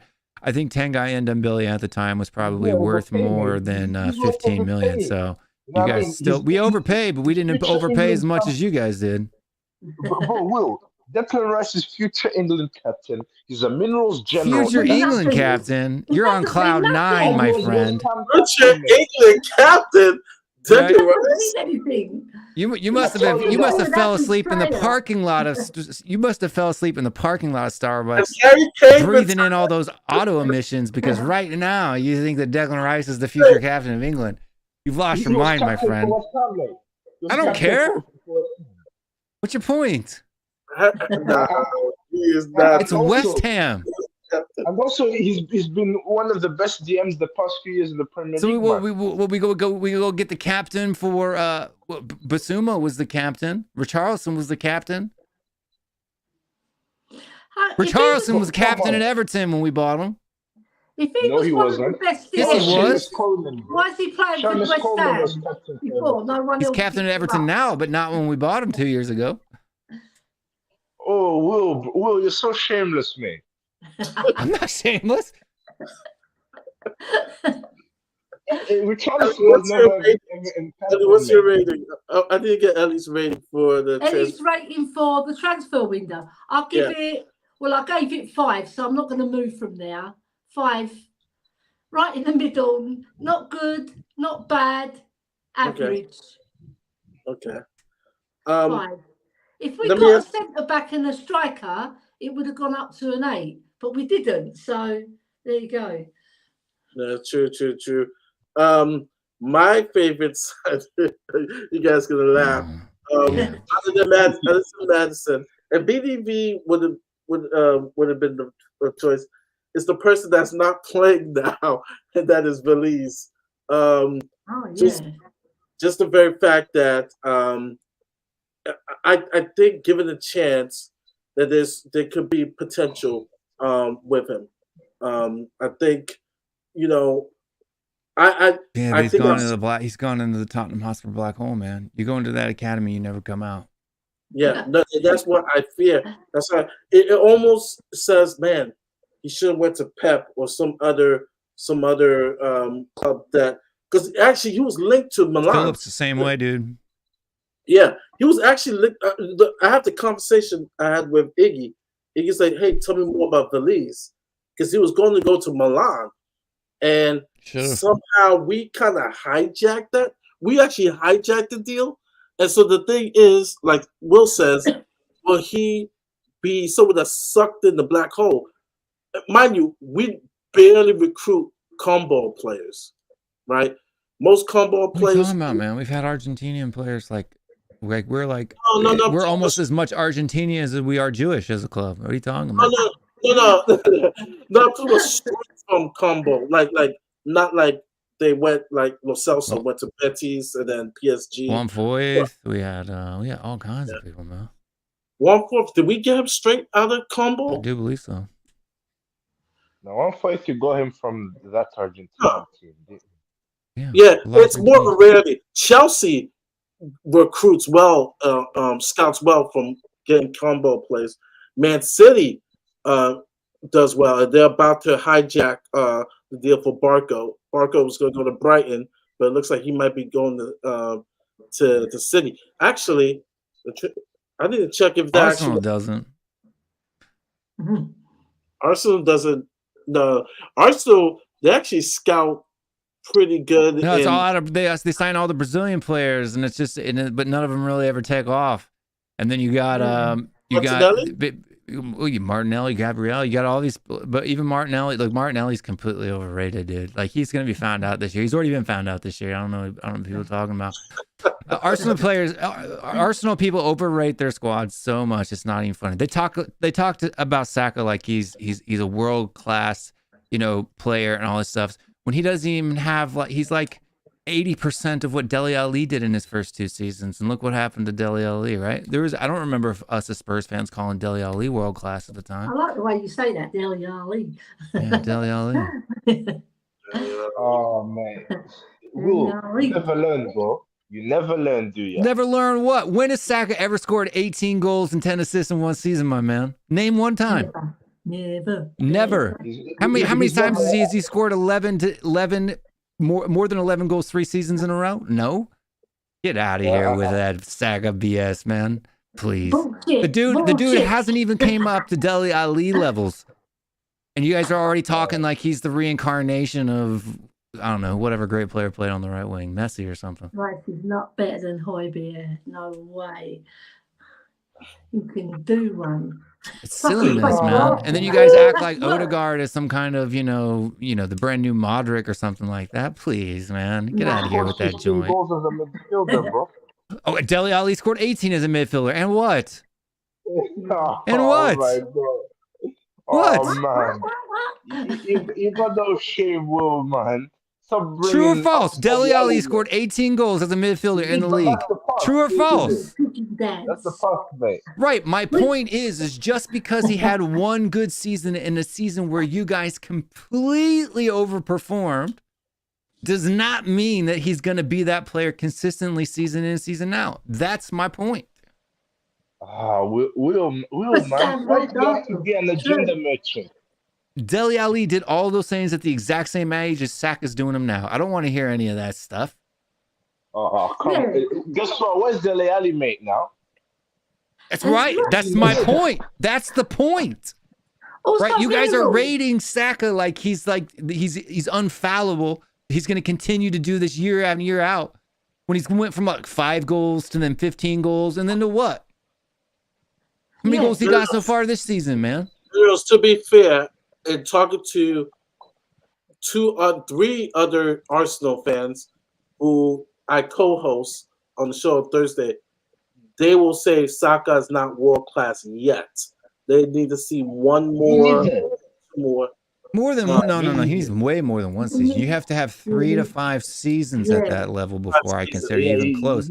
And you have to be doing better numbers in that position than anybody else. Saka's not even the best right wing in the Premier League. How can he be the best right wing in the world? Yeah, exactly. That is true. That's how fans being wrong as well. And his growth, and the problem admits that Saka's not world class.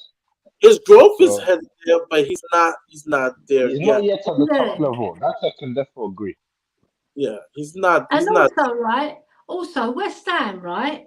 Where are they at the moment? Top of the Saka list hasn't without played. Declan Rice. Saka hasn't played left back in like 2 years, man. Stop. Stop. Like nobody rates, Gareth Bale's seasons when he played left back. It was when he started playing wing that people started talking about him.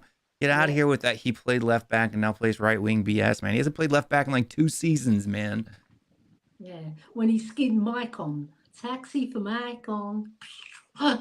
He was brilliant, Gareth Bale. It's very sad when we lost him to Real Yeah, I Madrid, mean, but Bale that's had the his inroads, destiny. man.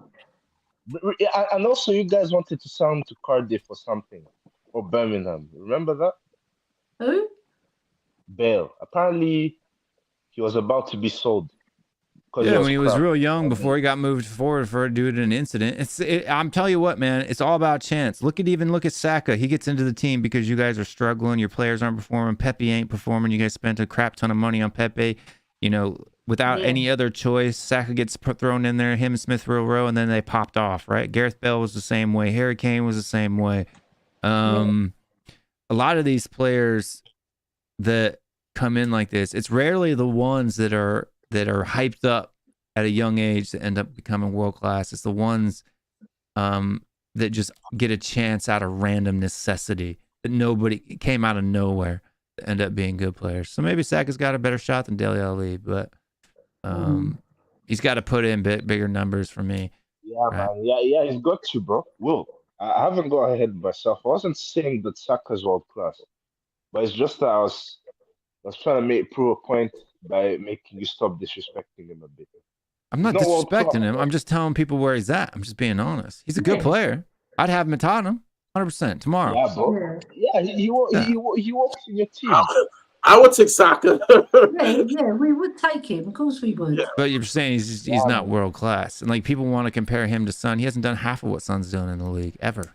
He's got a long way to go before he can lace up Son Heung-min's boots. Exactly, though. But just to have a little dig, Will, Saka had a better season than Son last season. Just to annoy you. It's not, of course. You're saying the word.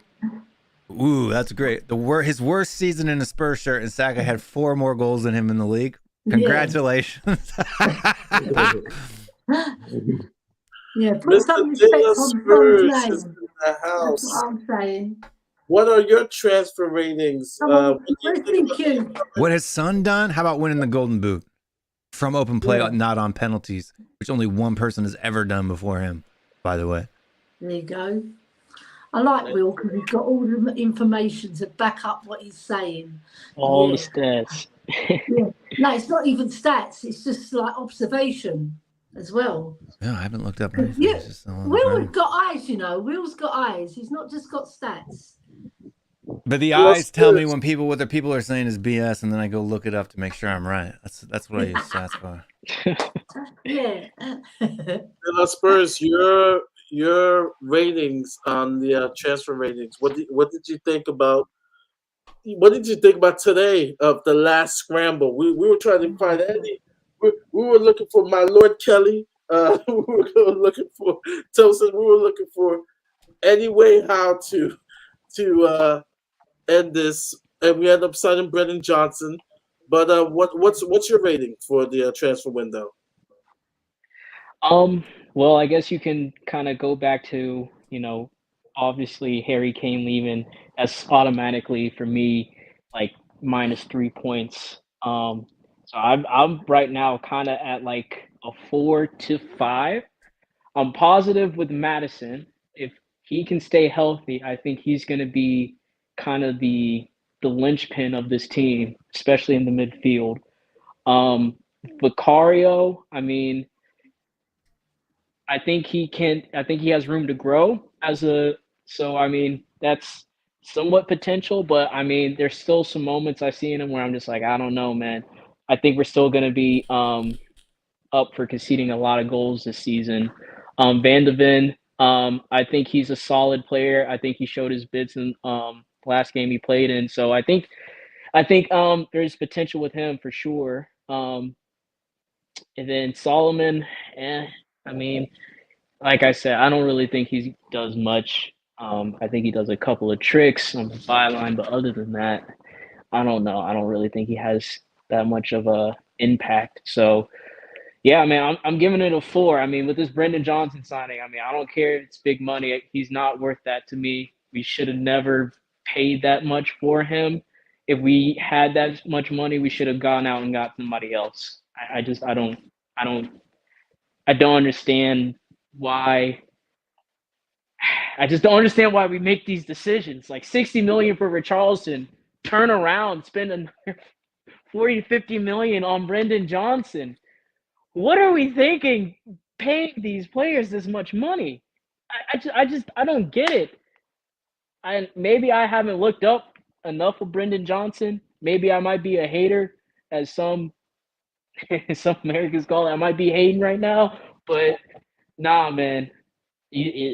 I think he has a lot of work to do if he's going to prove the 40 million. I need to at least see 10 to 15 goals out of him. At least. That's Come the on, bare man. minimum. Come Because on, he might man. as well be And I don't think he can do that. Dad. I don't know his Della, stats, but I don't know if Della, he's ever done that before. So Della just had to add it in there. Like, also, Johnson, he's technically the Kane replacement because he spent like 50% of that money now. Technically, right now, he's being the Kane replacement. I don't That's understand. I don't crazy. understand. I don't understand why Brendan Johnson's getting the hate from people. Like, I understand because he came from Nottingham Forest, he's kind of an underwhelming signing. But I've watched him. From what I've seen, he's not a bad player at all. His first touch is decent. He's really fast. He's good on the ball. He's a pretty, he's as far as strikers are concerned, as far as finishing concerned, he's better than Trust Solomon. me. Trust me, he's average at best. He's like Lucas Yeah. Moura. Bro, he's like 20, 21. That's the point. No, he's a For way that better money, finisher than Lucas Moura is. look at the stats. Yeah, I am looking at the stats. Lucas Moura never scored 8 goals in a season. What are you talking about? I wish Lucas Moura would have scored 8 goals in a season. He'd have been an all-right player. From the wing, that's not bad numbers, man.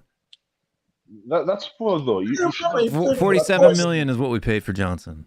And he played in the Forest that system. 47 million could have went on a different striker. He also It played may- the What striker that's worth anything are we going to buy? For crying out loud, we spent 60 million on Richarlison. Who are we going to get for 47, 50 million that's as good as anybody? Jonathan David or El Nesri from Morocco team. David. You should know better. Jonathan David. Or Not David. Jonathan David.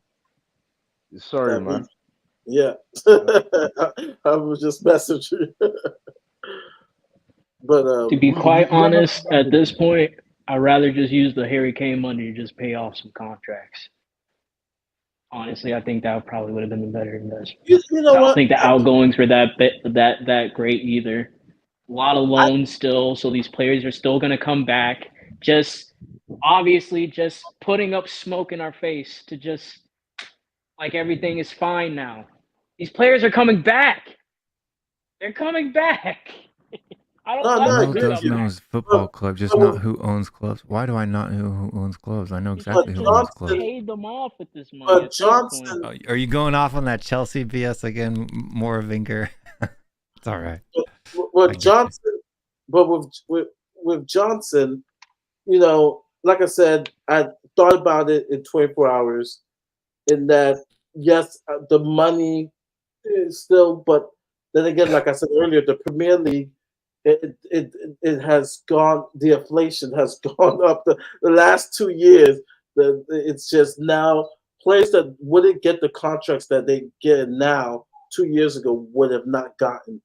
All that stems from the TV money and the money that's generated from the Premier League. But another thing also too, Johnson played in a non-force, system. And like I said, brother Ash, big up of you from South Korea stands.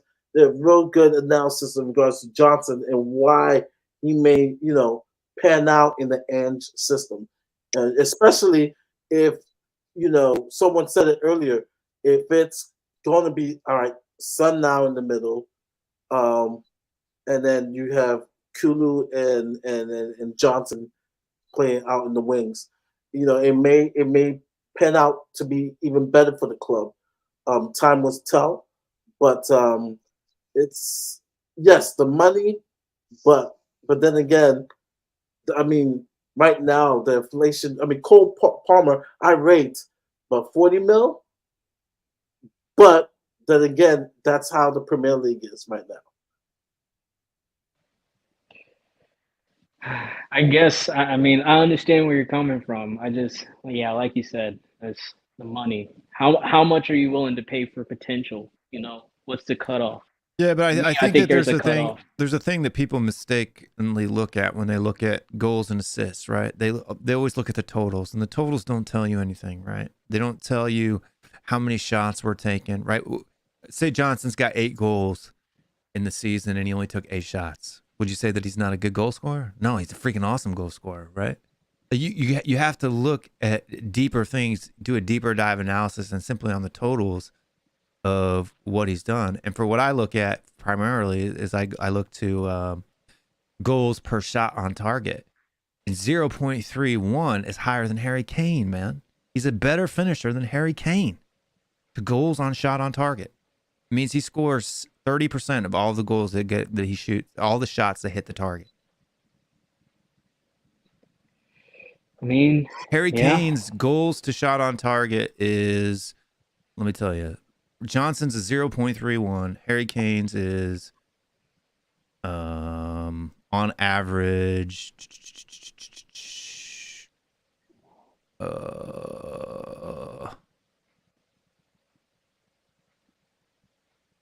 0.36. So not quite as good as Harry Kane, but almost. Right? 0.04% for less than Harry Kane. But Will, bro, those stats are kind of average. Like you need to score at least 10 to 12 goals as a winger. Okay, yeah, but you're saying he didn't get a lot of opportunities to score goals this winter, so it's not his fault that he only got 8 goals, right? That's what I'm saying. You have to look at the percentages, right? How many of the shots that he takes end up in the back of the net? Would Man City or United, etc., sign Johnson? Yeah, look at Nottingham Forest's XG last year. Was it high? No, right? So what I'm saying is when you're looking at a player, you need to look at their individual deep lying numbers to see whether they have quality or whether they don't, right? There was 1, 2, 3, 4 seasons where Harry Kane had a lower goal to shot on target ratio than what Brendan Johnson had last year, right? So what I'm saying is he's not a bad finisher. He just didn't have a lot of opportunities to score goals, right? It doesn't mean he's a bad finisher. If he gets a lot of opportunities in this Postecoglou system, he could easily have, as many goals as Martinelli and Saka scored, right? Look at Martinelli before Arteta changed the system. He wasn't scoring nothing. And that's what, big up my boy Scott. A lot of players who are now world class. I brought up Mo Salah. Thought he was a bust. Even Kevin De Bruyne, they had to make moves. And I'm not saying yay, but I'm not saying nay. I'm just giving an honest opinion in the sense that we have to just see how he pans out. Because I can't say, like perfect example, everybody's raving what Alex Gordon is doing in Newcastle, right? But all of us, when we're linked, to be fair, when we're linked to Alex Gordon, everybody will say, well, no, how much we're gonna pay for him and stuff.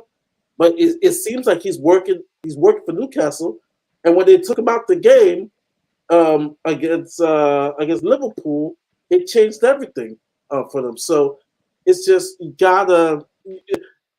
I get it's not the give Orban, $1 million, huge signing. You kind of have to let the player pan out.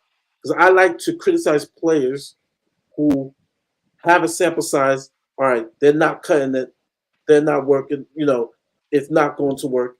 But if someone that's coming in who's 21 years old, it's kind of hard to say this player is not going to pan out. I can't say yay. I can't say nay other than let's see what Ange does with this player. If he flourishes, that's better for our club. If he doesn't flourish, that's an expensive mistake. And once again, we will criticize Daniel Levy and the board. But right now, as of today, September 1st, well, September 2nd in the UK, I can't see, I can't make a decision other than say, let's see if he pans out. He's in a different system, you Yeah, know. but I mean, just think of it this way, right? So Brennan Johnson last year at Nottingham Forest had averaged 1.5 shots per 90, right? So he got 1.5 shots per That's not 90. many attempts. Yeah. No, that's hardly any on average, right? So let's look at Kulusevski and compare it to the number of shots that he was getting, or that he's gotten even so far this season, right? So this season, Kulusevski has averaged shot-wise 2.36 shots per 90. So that's almost 2 times the amount of shots per 90 that Johnson had, right? Kulusevski's goal to shot on target ratio right now is 0.31, so about the same as Johnson's was, but he's gotten double the amount of shots. So if Johnson has double the amount of shots as he had at Forest last year, then his goals to shot on target ratio is going to go up. It's going to double as well. He's going to have, if he was able to get 8 goals last season out of 52 shots, right? Whereas Kulusevski only got 2 goals out of 43 shots last season. Who's better at finishing, Johnson or Kulu? Johnson is, according to the numbers. You know, just is what it is. If he gets the same amount of opportunities as Kulusevski this season, which is about 2.36 per game, I think he'll score at least 10 goals this season. Right? If he gets 30-something games. Which will be, I think, would be good. I mean, that's what I could hope for. At least 10 goals from him. I mean, who plays a more attacking system, Forrest or us, right now? Right now I would say us. Yeah. So if he gets more opportunities, right? In 3 games, Kulusevski's had 7 shots.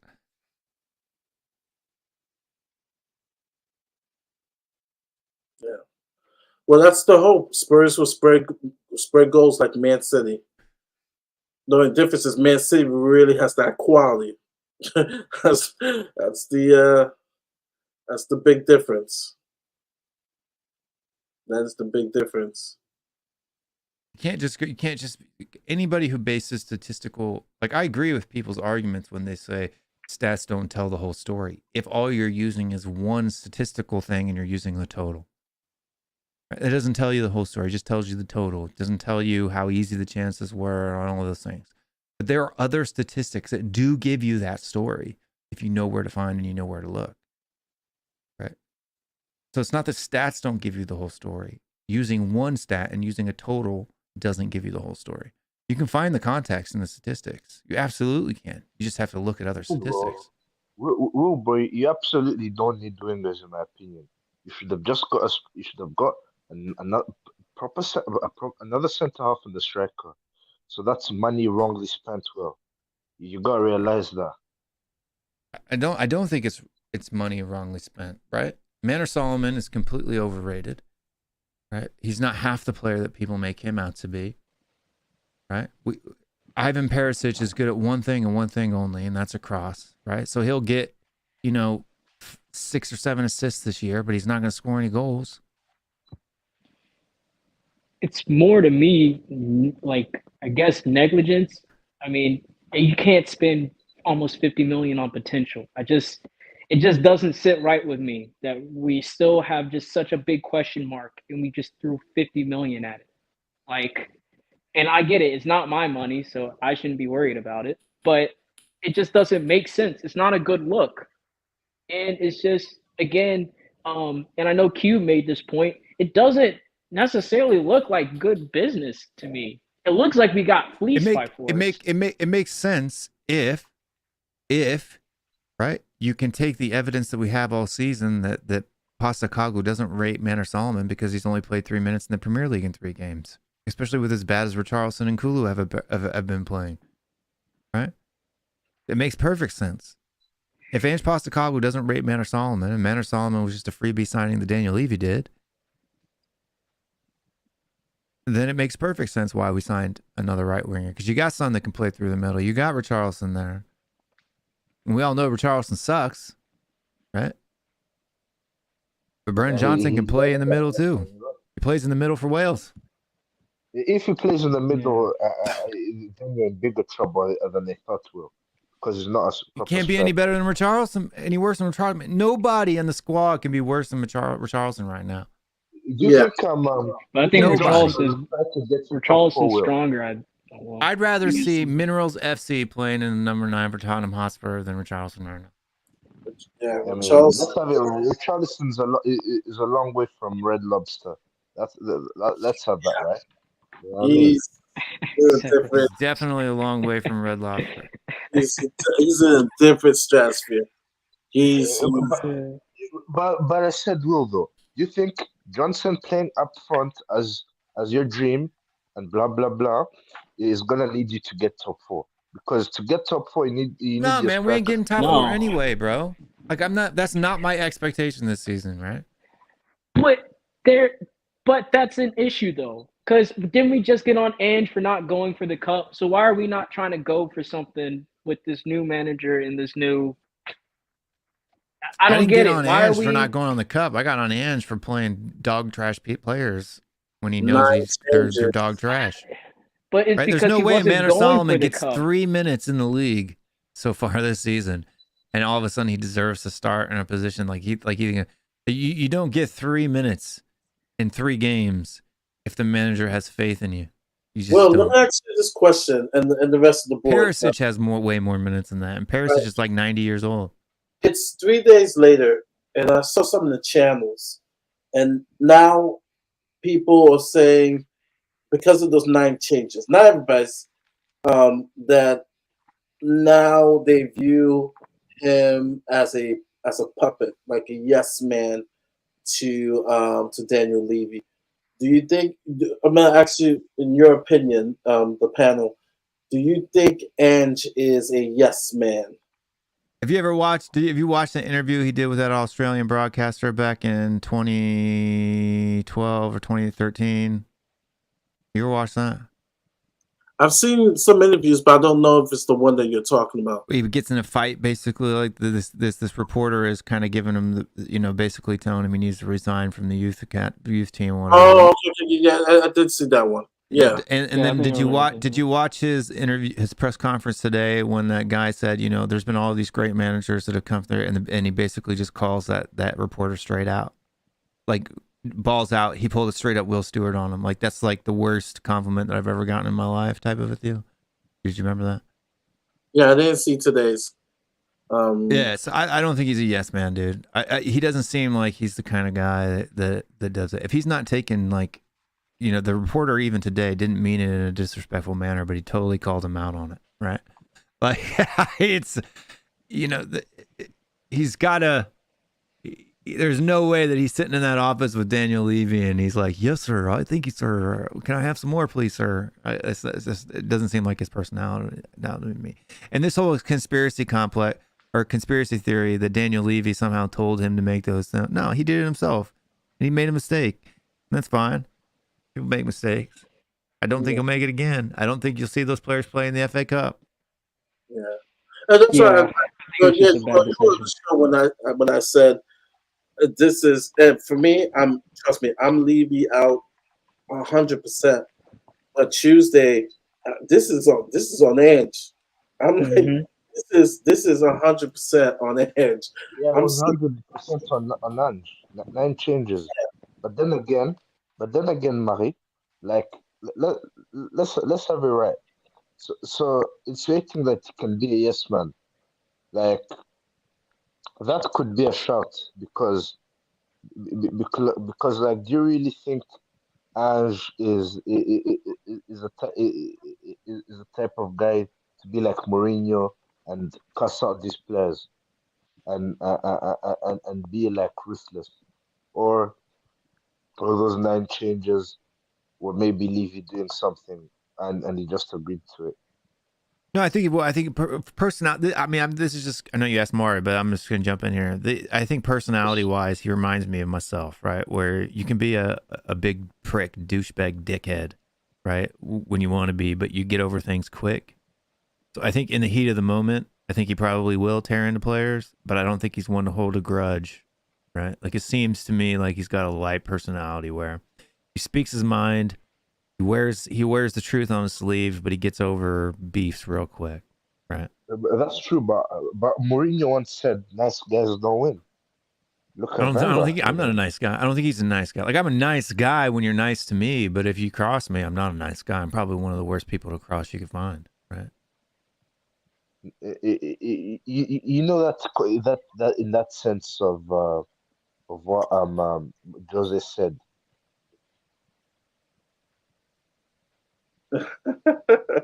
I'm just Bryce. I love him. He said, "I'm not gonna rate this not on numbers out of 10, but on a fit scale, and I'm going by Mari's logic of being fit. This transfer is a firm queen out of a Margot Robbie scale. This window is a massive fail." Big up Bryce. Oh man. Um, but going back to yeah, and someone said no. I, I'm just saying what other people were saying, not me, because really was all the blame is on Ange, and but Well, I mean, the players didn't do it, right?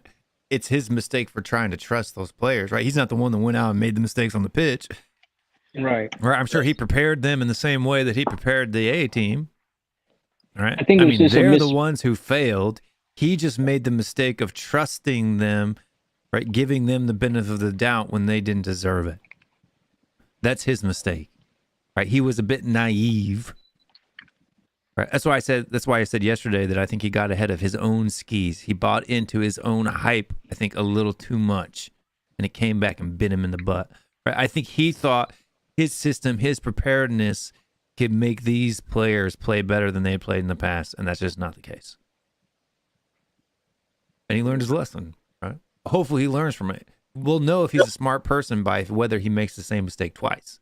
If he does it in the FA Cup again, right? If Fraser Forster comes out and plays in the first game in the FA Cup, we'll know that he's an idiot and he hasn't learned his lesson. He does that. If he does that, I'm like, you know what?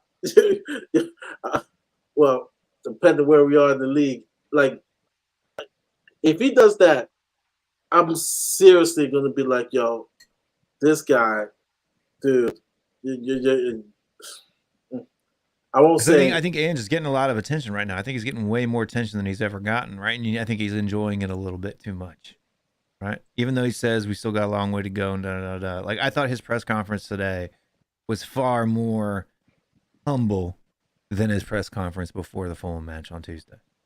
Let's put it that way. Yeah, no, I would agree. I would definitely agree. Last topic I want to get to. So, Spurs versus Burnley. We're at Burnley. I said yesterday, it's a must-win because you don't want, with the Fulham debacle, the transfer window. You know, most people are still upset because we didn't get what we mostly needed, even despite the Brennan Johnson signing. If we go into the international break, you know, losing to Burnley, and Burnley has always been that boo-hoo team for us, right? You know, it nothing with his job being in trouble, but it will definitely be like, you know, all that positive, like, oh, the first 3 games become sour. So, so this game is definitely, in my opinion, you know, it's a must win. It's a bounce back, and I think we will bounce back because we will have our starting 11. We will have our starting 11. I think our starting 11 is good enough to beat the teams like Burnley, and so on. It is There's the no doubt in my mind. Like there was something like on Thursday night show, you had some of the Arsenal guys, Stefan, even TJ, even though I love him. We're trying to imply that if our A team plays against Fulham, which Bay White only rotated 3 players from the same team that started against Arsenal, I think it's 3 and 4 at the most. That we don't beat that team, and that's just absurd. It's absolutely absurd. Right. Basuma, Madison, Sarr, start that. Even if the front 3 is the same, we win that game, in my opinion. Ange's mistake was that spine. All I'll say is that we need to go into Burnley with this quote unquote A team, and we need to smash them. I need to see at least three goals. At least we need to smash him. He needs to make a statement because I'm kind of like Mari on this. When you come out and say rah rah, I'm winning trophies, and they make 9 changes, now I don't trust him. To be quite honest, my trust is very low in Ange now because that's just you just don't make that type of decision. So to me, he needs to come out and make a statement that Spurs is here. If we're going all balls into the Premier League, then we need to do that. He needs to make that statement. We can't be doing this half-ass Carabao Cup. Then I'm still experimenting with the team for the Premier League, and then the FA Cup, maybe I'll throw around. No. If we're going to go full throttle for one thing, if you want to win trophies, you need to go full throttle. And if it's full throttle in the Premier League, then put the A team out there, smash them 3-4-0, move on. I don't need to see experiments out there. We got to score 3 goals. I mean, that's what they're conceding on average right now. They've played 3 games and they're conceding 3 goals per game on average. They play the high line because Company does play, front forward football. So there will be opportunities. I mean, they're not possession monsters. They've only sat with 45.5% possession, but they're only averaging about 15 long balls per game. So it's not like they're doing. I mean, they're playing about 50. So I would say they play like a mid block. They're not playing a low block, right? Because 23% of their position or passes are in their own half, 184 in the opposition half. So they're playing right a little bit on the back foot, but more in the middle of the park than. I mean, you know what? This is like where I feel like Burnley don't have that same juice that they had. I love Company to bits, but like. Yeah, they play mid-block from what it looks like from average position played. If they played Shondai's football, they would have had a chance. Yeah. If they played Shondai's football against you guys, they would have a chance to win against you guys. No, they don't have a chance to win against us. This is what I'm talking to. Like Stefan yesterday saying that the Bournemouth didn't do nothing against us. That's absurd, dude. They had like 3 shots on target in the entire game, bro. How can you dominate or even come at us if they had 3 shots? 3 shots on target. And not one of them came close to getting past the keeper. Right? Like Burnley right now is sitting at, hold on, I got some ad popping up here. Yeah. I think we should be able to win 3-0. I predicted yesterday 3-0 scoreline. We get back.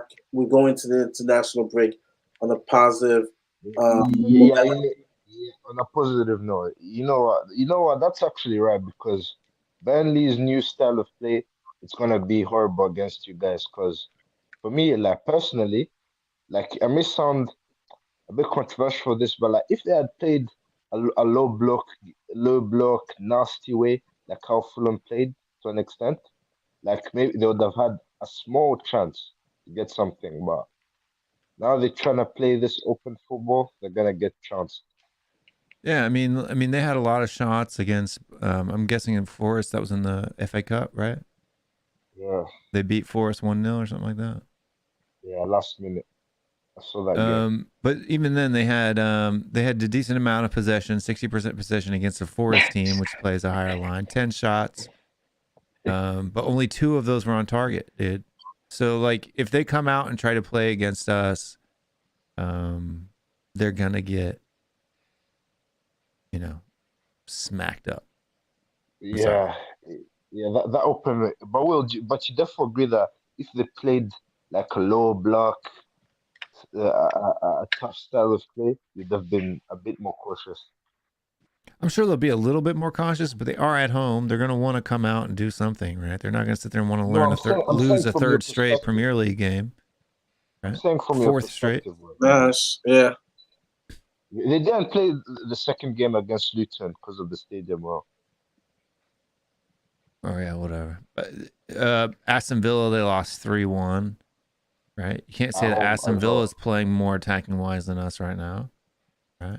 They're not. We're ahead of them in the table. And they lost 3-0 to Mans, for crying out loud, in preseason. Mainz 05. yeah, Mainz, yeah, Mainz, yeah, from Bundesliga. Oh, God help them. But I'm saying like 3-0, by the way, they lost. Not just a little bit. They lost 3-0 to City. They touched the ball 5 times. Come on, man, it's expected. It's City. Yeah, but I mean, we're playing that same type of a game, right? Look at the teams that we've played against. Look at the average possession that we've had per match right now. Yeah, man, Bar Bournemouth, we've had 70+%. Yeah, you're starting to be more possession based as usual. But I'm saying, Will, that if Burnley played Sean Dyche ball and stuff like that, would and this, that, and the other, would you be more cautious about them, as in to be hard to break them down? I would, because like I said, they've always been our boohoo team, Burnley. Even when we had those good teams, Burnley was always. I always hated playing Burnley because I'm like, just something about the way they play. The low block. They'll score on either on set pieces or on the counter. Like they play grimy, and so I've always thought that they were the team that one of the teams that would like to push us around. I've always hated playing Burnley. Now this is going to be the first time seeing a different Burnley because it's Vincent Company's Burnley and not the Sean Dyche Burnley. So I would, to answer your question, I would say yeah, I would be a little bit more worried if it was the Sean Dyche version, but now with Vincent Company, and he did a great job getting this team to the Premier League. I feel that now. But they play too open. That's the problem. They're too open. Is that the only thing? That they play expansive football, and that could play in your hands. Listen, I don't care if Antonio Conte is coaching the team. We need to beat them 3-4-0. I need to see a statement. I don't care who's coaching them. I don't care who they got playing. We got to beat them because you made 9 changes in the last game. That's just, to me, consequences. Well, for me, Exactly. I don't speak for all the fans, but in my mind, as now you have to make a statement because you can't say rah rah. I want to win trophies. I want to do this, and then lose to Fulham in the second round. I don't know. So he needs to do so. He needs to take his energy drinks. He needs to give some good pep talks. He needs to keep Richarlison on the bench. I don't know if Brendan Johnson's ready to play, but if he wants to play, you better put him in. If he was that boy better run for the $50 million we paid him. He'll come off the bench. I think it was He'll sub in for Kulu. Solomon won't see another Premier League game, I don't think. Look, I'm telling you, I told people this before the season that Solomon was Lucas Moura 2.0, and I was dang right.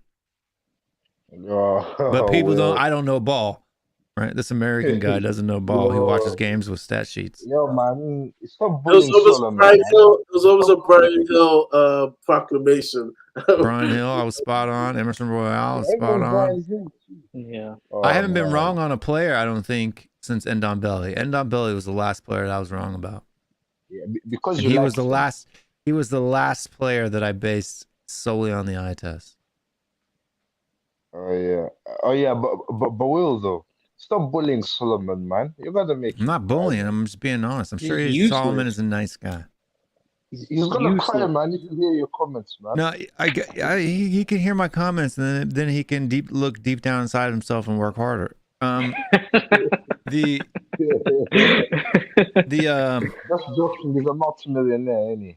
no, but I go in on hard on players because our fan base consistently bangs the drum of they're better than they are, right? And so I'm not going against the player. If nobody talks about Manor Solomon as being the answer, I wouldn't say anything about him, right? Nobody's talking about Brian Hill right now. I don't bring him up, right? I bring him up in joking because it's a thing I've done in the past. But when we signed Brian Hill, everybody was like, "Dude, he's Messi 2.0. He's the greatest player that's ever, right? He needs to start over Son." Right, all this BS bullcrap, right? And so that's why I go after him, and because he's got better hair than me. He does. He does, man. He's got a better hairline than me. No, he definitely does. And apparently, I'm slim. Do slim guys have a chest like this? Oh man, you've been at the Yeah. gym, man. You got that. But apparently, I'm not allowed to wear Gymshark because Gymshark's only for people that actually go to the gym. But last time I checked, these aren't man boobs, right? There's no flab there. Just Yeah. saying. Where's that guy? Where's DJ? He's an Arsenal fan too. Where is he? DJ Anthony or whatever his name, Michael Anthony. Yeah. He's not. He was on the show yesterday, DJ. But yeah. So my score is 3-0. What score do you have, Will?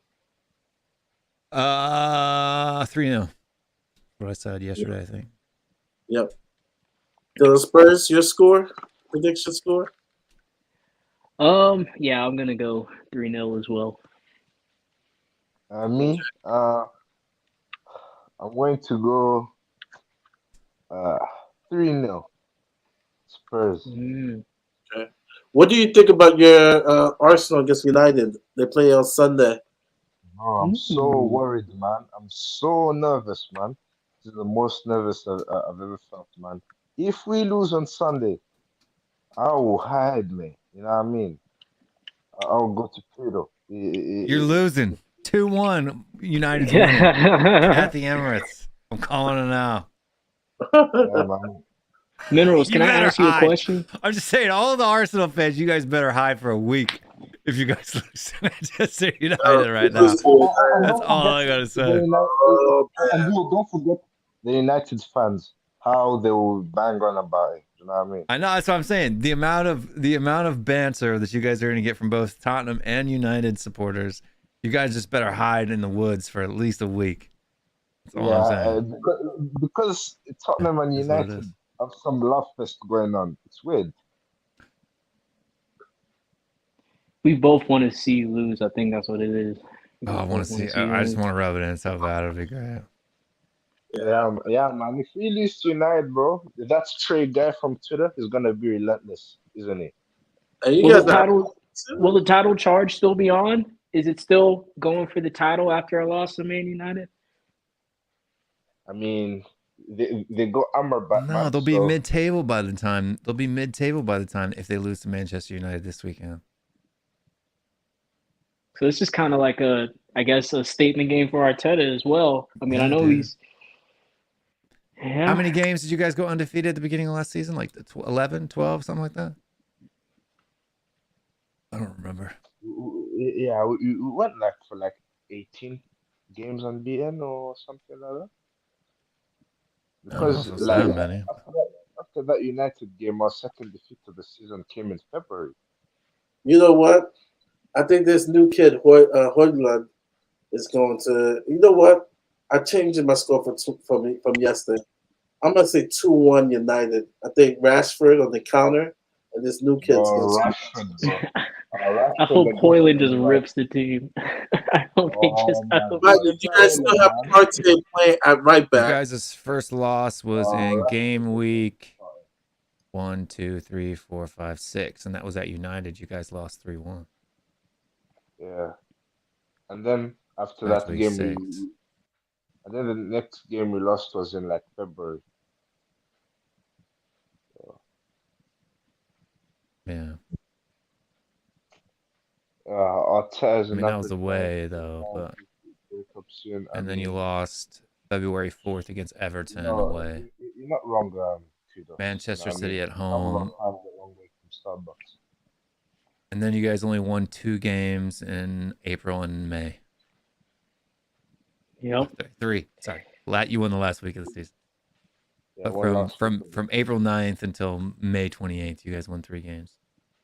Yeah, it's so, bro.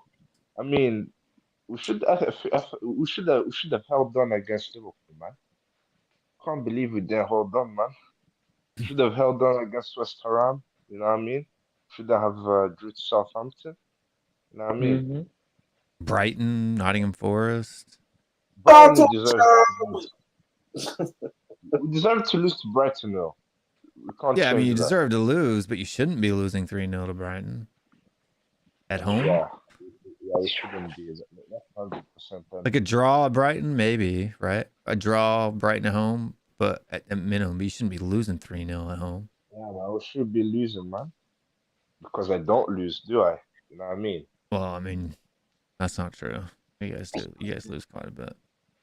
No? You I'm guys don't. saying, I mean, you know, I'm going for 2-2 for the United game, man. I'm not feeling it. But if we win, boy, I can breathe nicely. Do you think the team's going to set up the same way with Partey outright and I mean, what's the name? Shite Havertz? Yeah, shit Havertz. if Shai Havertz man, trust me, man, we're in for a long day, man.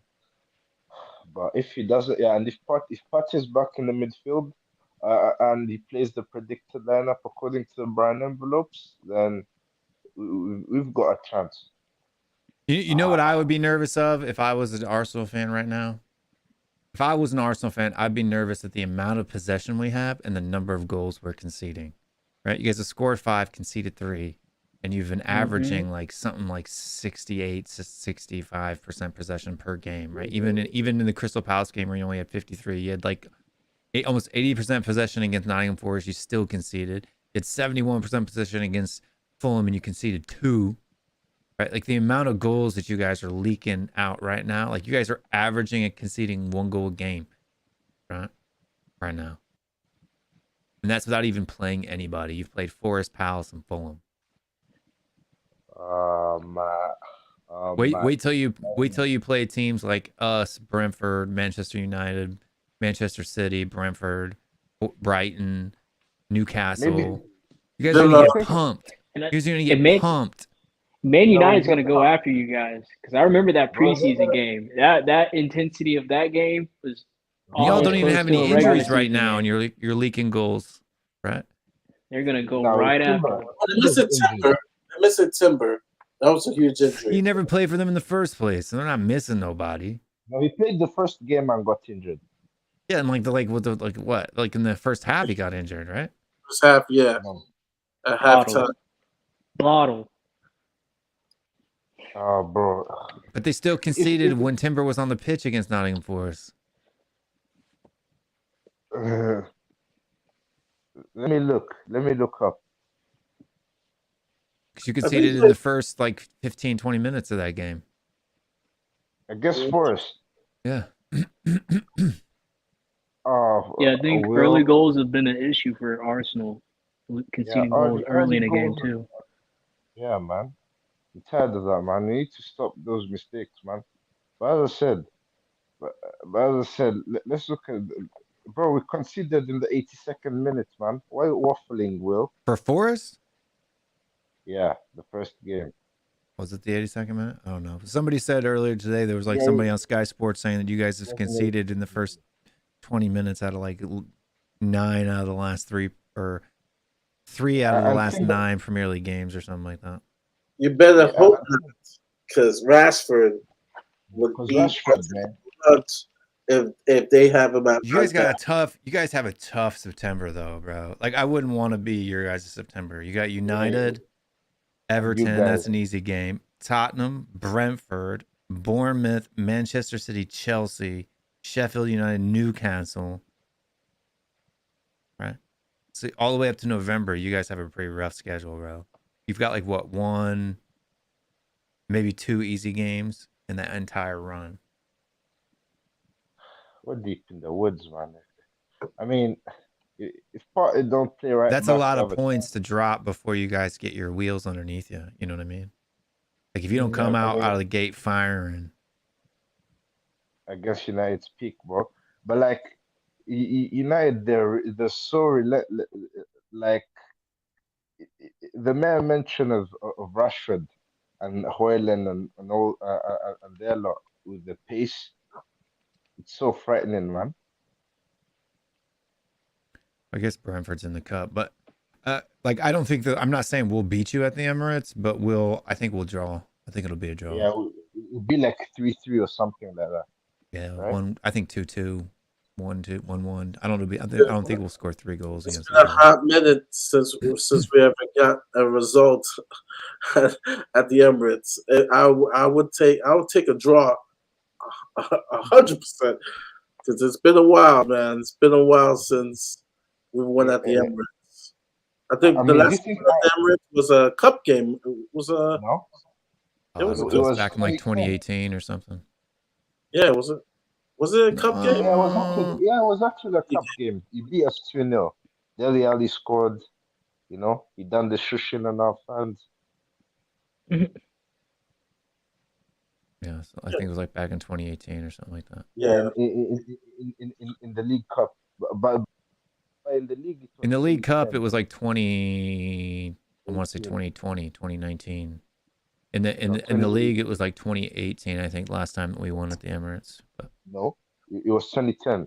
So, was it we 2010? went 2-0 up and Kabul scored the winner for you guys.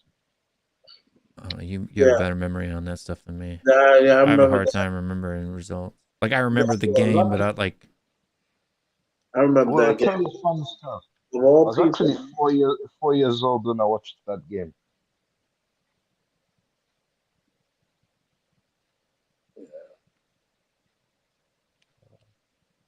I just think we'll be up. I think we'll be up for that game. I think that will be a great that would be watch. after the Sheffield. That's the first game back from the international break would be Sheffield United, and then we'll go play Arsenal. So that would be It's definitely gonna be be interesting. it could be an interesting because like Postecoglou is gonna go all out. Arteta's the first Arsenal coach to win. Okay, man. Cool. All right. Arteta was the first coach to win at the new White Hart Lane Stadium. Oh Lord, first Arsenal one. That's what Matt Benguzi just wrote. The question is Man City gonna score a goal at the new White Hart Lane? They still haven't done it. Hey, they've won treble, but one thing they can't say, they have never scored at the new White Hart Lane. They have not scored at Tottenham Stadium. So, yeah.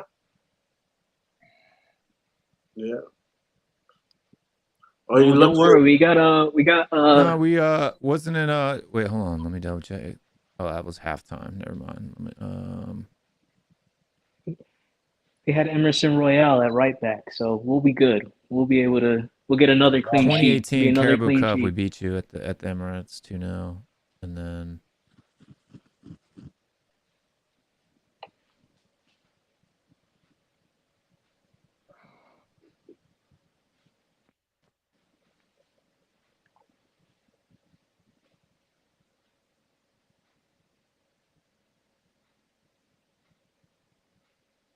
yeah, and then you're right, 2010. Yeah, 3-2. We won 3-2.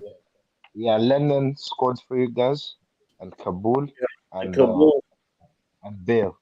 Even Murray remembers that, Will.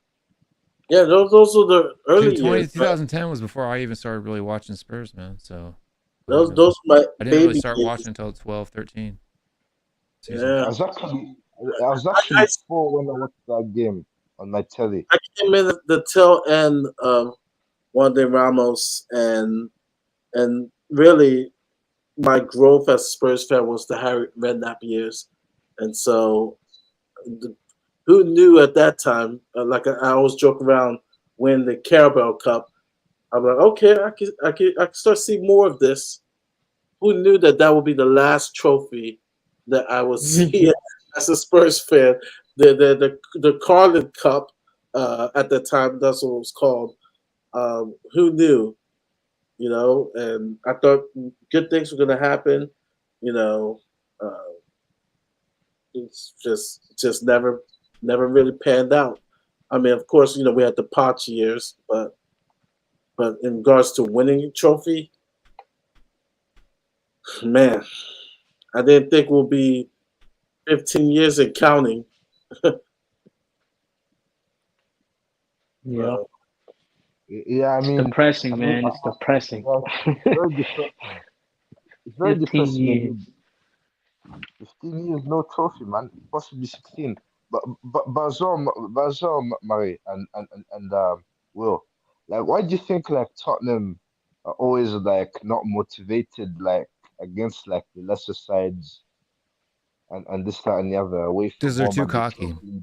They believe their own hype too much, I think. Yeah, these current set of players, I mean, the long laundry list of They buy lost. into the we're the top 6 BS Yeah, rather than just doing it. So they come out and they're lazy. I call it the They don't put teams to the sword. Eric Dyer syndrome. That's why I want him gone. It's that you think you're bigger than you really are, and that's why we lose to teams. That's what I told you. People would say, "Well, we lost to a B-rate team of Southampton. We lost to a B-rate team and blame on Conte." And I'm like, listen to Conte. What Conte is saying. These players have no heart. They don't have discipline. They like literally Southampton's B team wanted the game more. They wanted the game more than our players. They got to every loose ball. You could tell the difference. Yeah, you could That's why tell, we bro. They that's were a why we better lost. team. They And played the better football today. that day, Southampton's B team was better than our team because they wanted it more. They had that And mentality. and they played the better football in my opinion as well. Um, I wouldn't say that necessarily. It's just that they played the better football because they wanted it more. They wanted it more. And when I mentioned that to people, they were like, "Well," I'm like, "No." I did a whole episode on my old channel, the mentality of Spurs, right? And why do Spurs get into that mode of losing to teams lesser than them? Oh yeah. Hmm. And you saw it on Tuesday because most of those players that played are players who are leftovers from that era. Like away from usually Spurs like over the years I've seen them go away from home and go like 2-0 up and choke the game. Why is that? Well, we haven't seen it in the first 3 league games, so we No, hope I that mean over the years.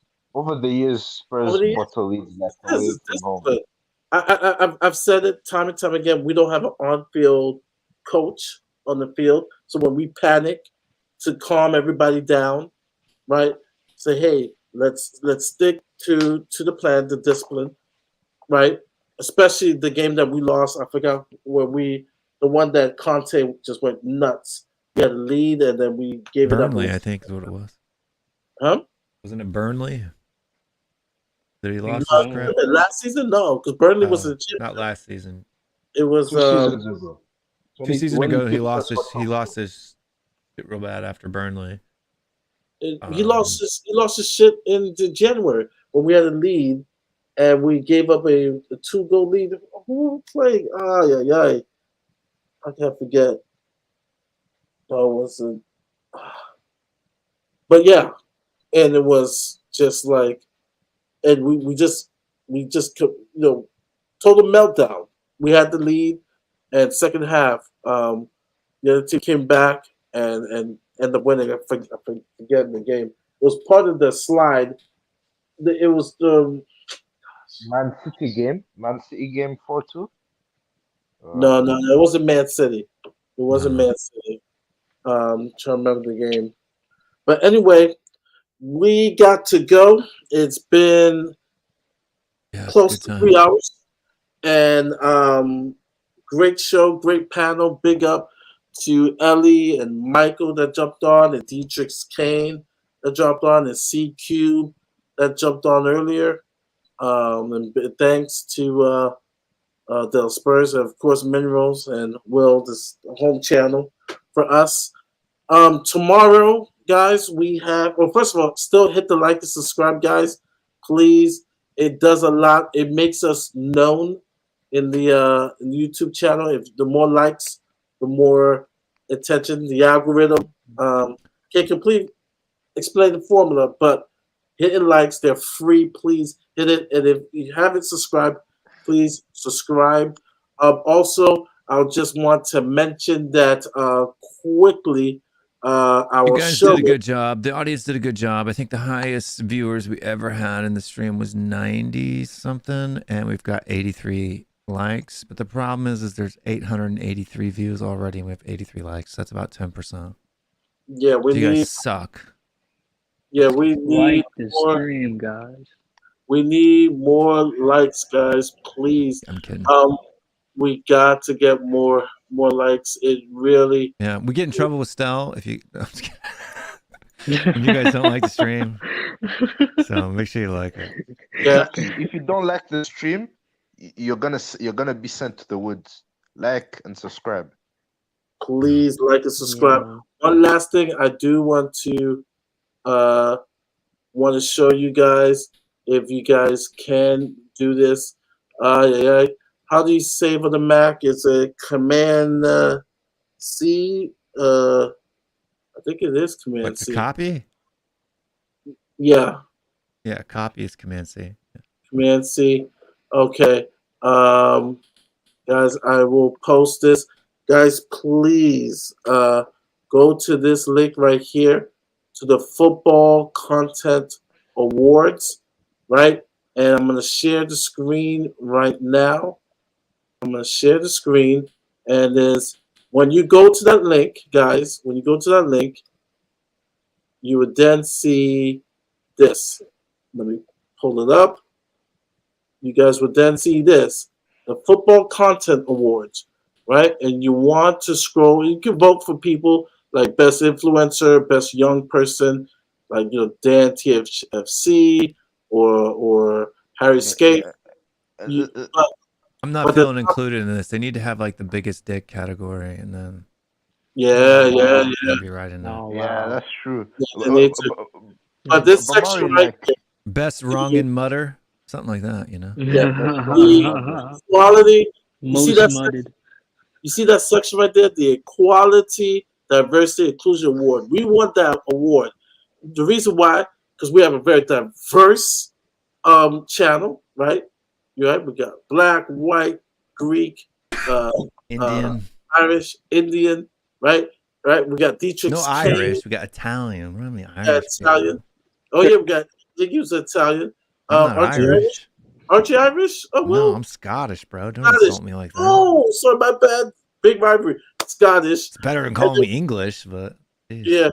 And then we got Dietrich Kane. You can't get more diverse than Dietrich Kane. And then we got CQ. So yeah, vote for us for Equality, Diversity, Inclusion Award. It just takes a couple seconds. Just Our like shows are up open for everybody. Yeah, we let everybody It's on. open for everyone, man.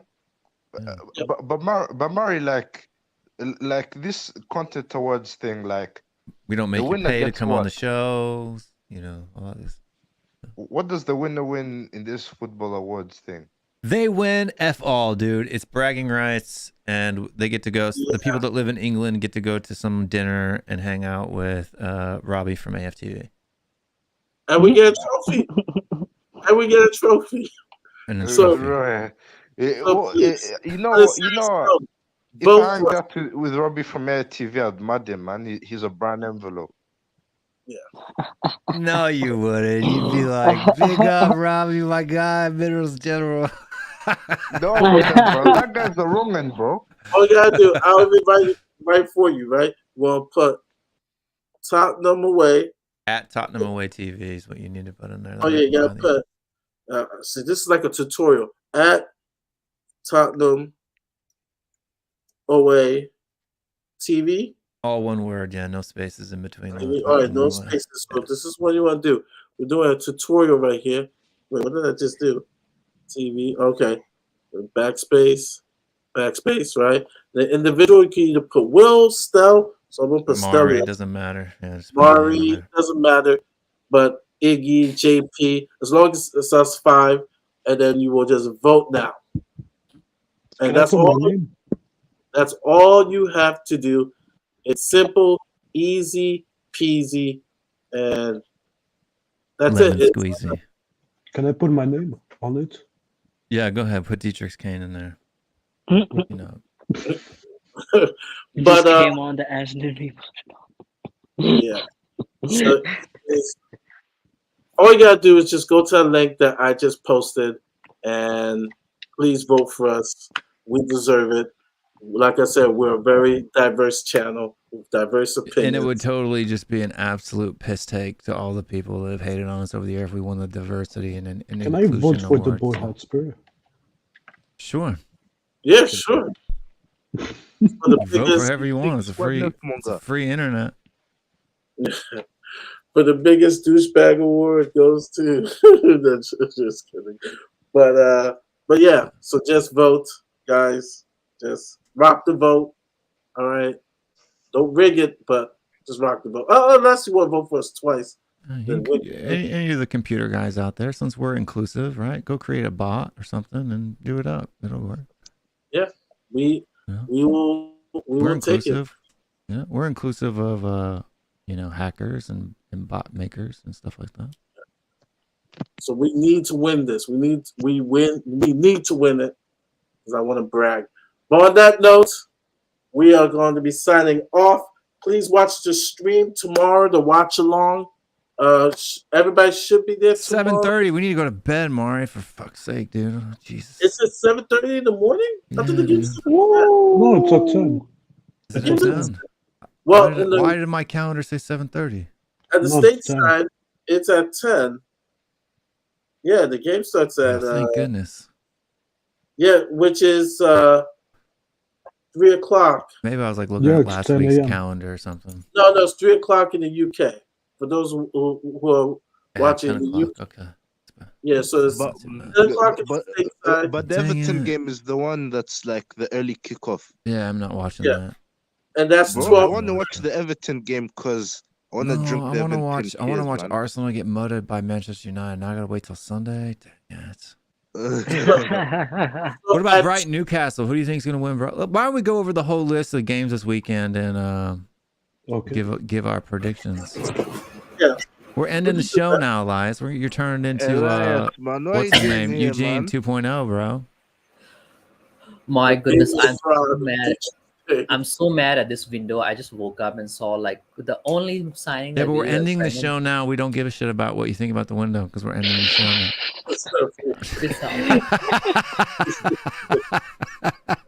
You were about to go into this long thing about, dude, we don't care. We're ending the show. We got to get up early tomorrow to do a watch along. Sheffield United, Everton.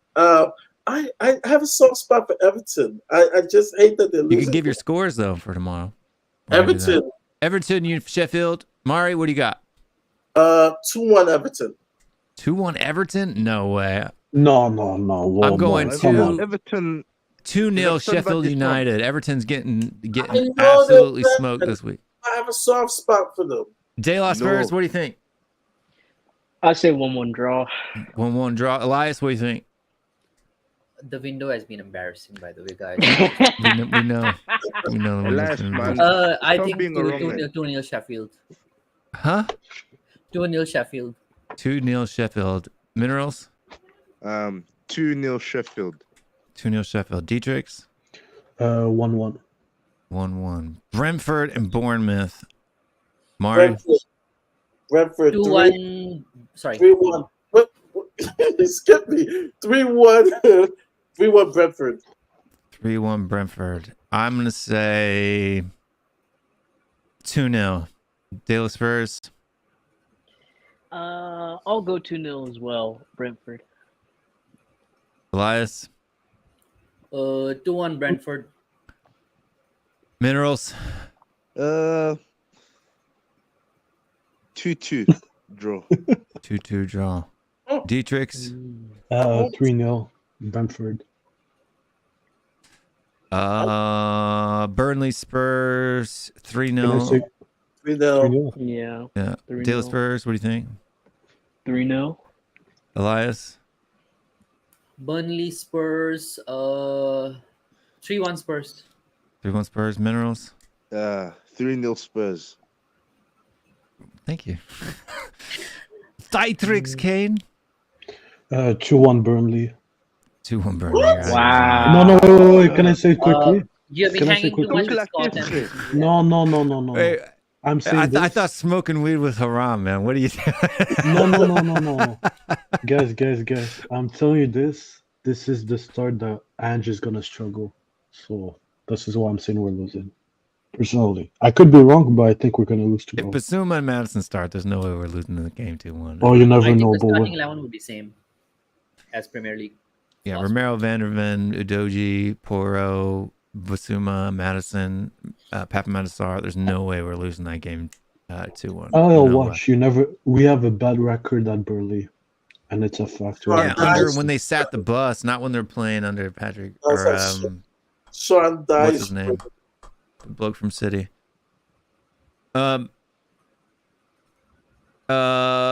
Chelsea, Nottingham Forest. Mari. Hey, Forest. 1-1. Draw. I'm gonna say Chelsea win it 2-1.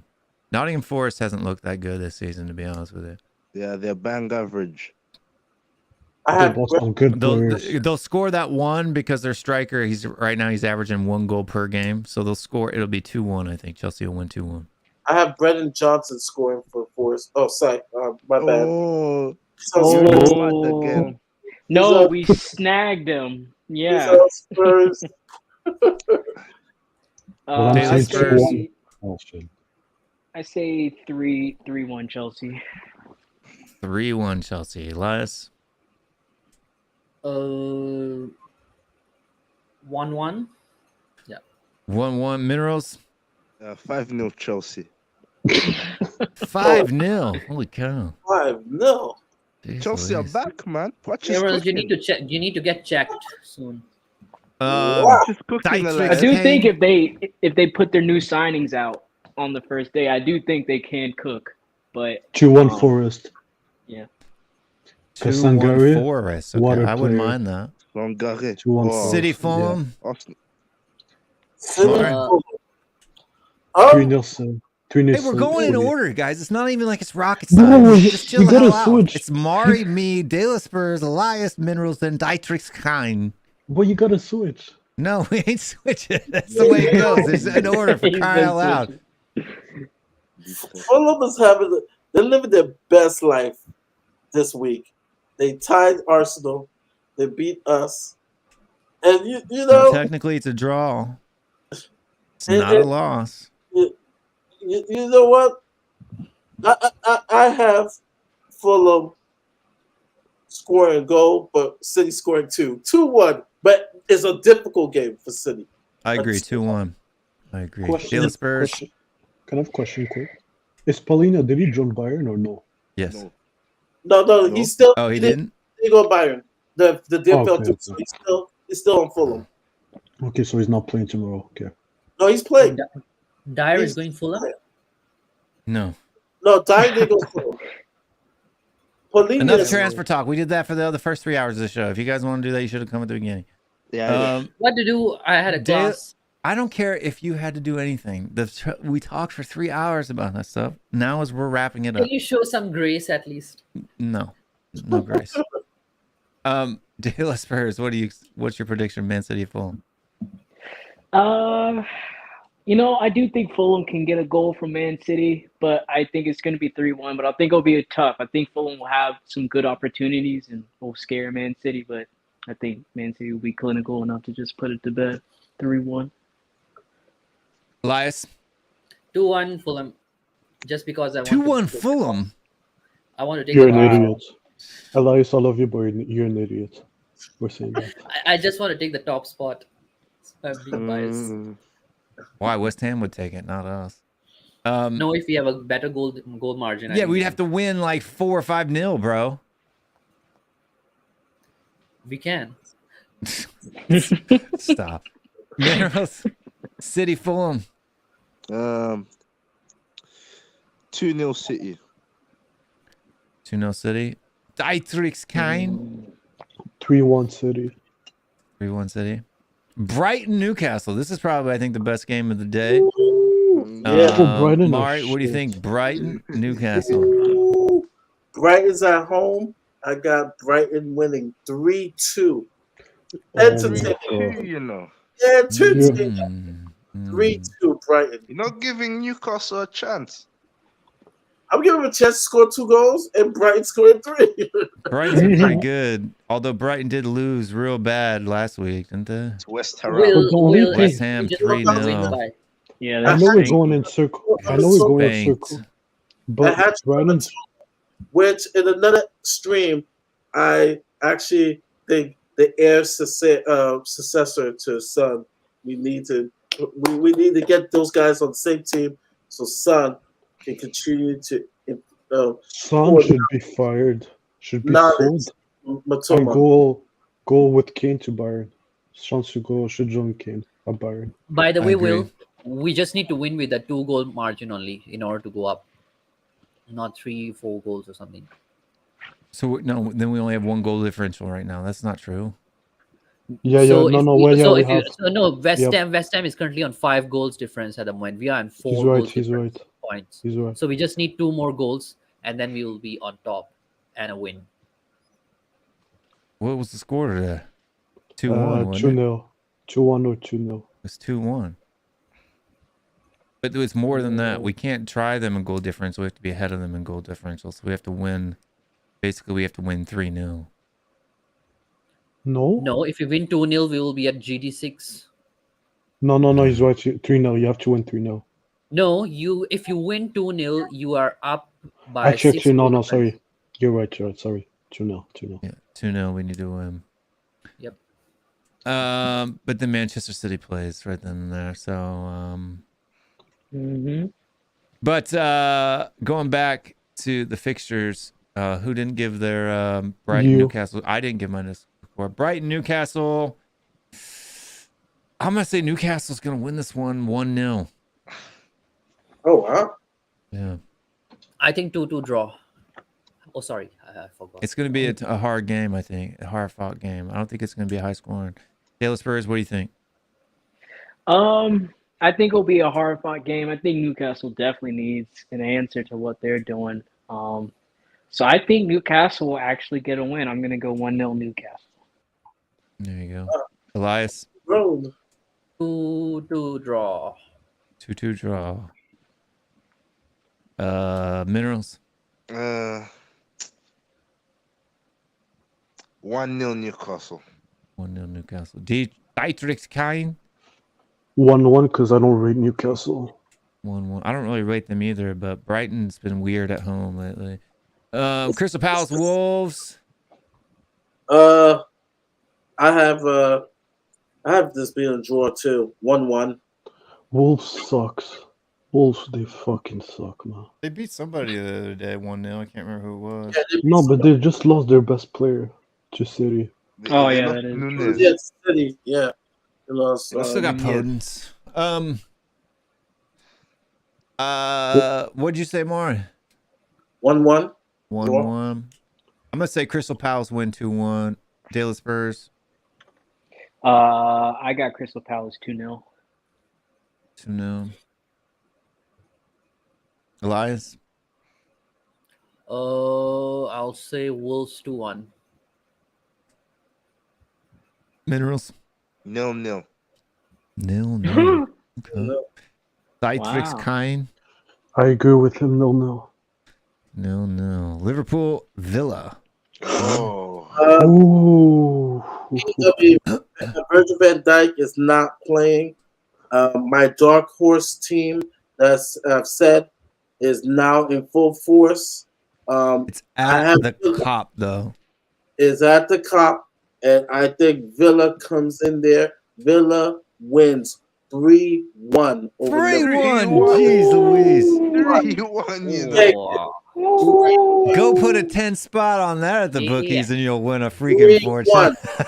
And I was waiting to say this. I was looking at it. I have Villa going in there 3-1.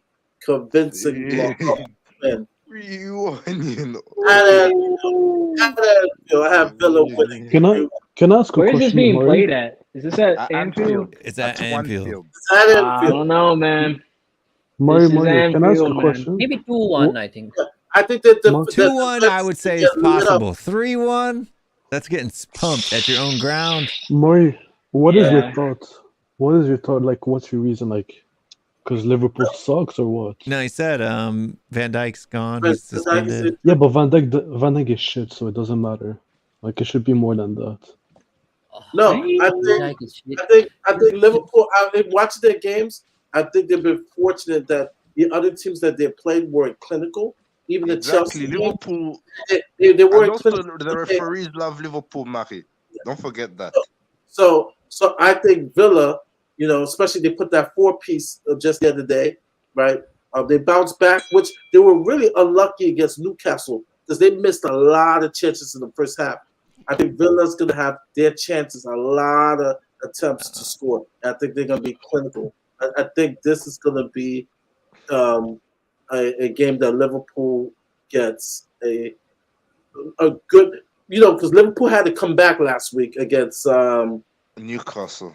They had to come back every Mhm. week. They always win in the 93rd minute. That's why I'm saying Liverpool's going to win 2-1 and they're going to score. They're going to get like 13 to 14 minutes of added time Exactly. and they'll And score one Villa goal will in miss like one Yeah. thing in will added cancel, time. right? That's exactly how they'll win 2-1. Will, against how Aston many sitters will Villa miss? I don't know. A I bunch. think Villa pulls the upset. It's going to hit the cross. Then the winning goal is going to hit the crossbar, hit Darwin Núñez and his big giant nose, and then end up in the back of the net. So what's your prediction score, Will? 2-1 Liverpool. But they're not going to deserve the win, but they're going to come back and they're going to win in added time. Yeah. I'm gonna say 2-1 as well. I think it'll be close.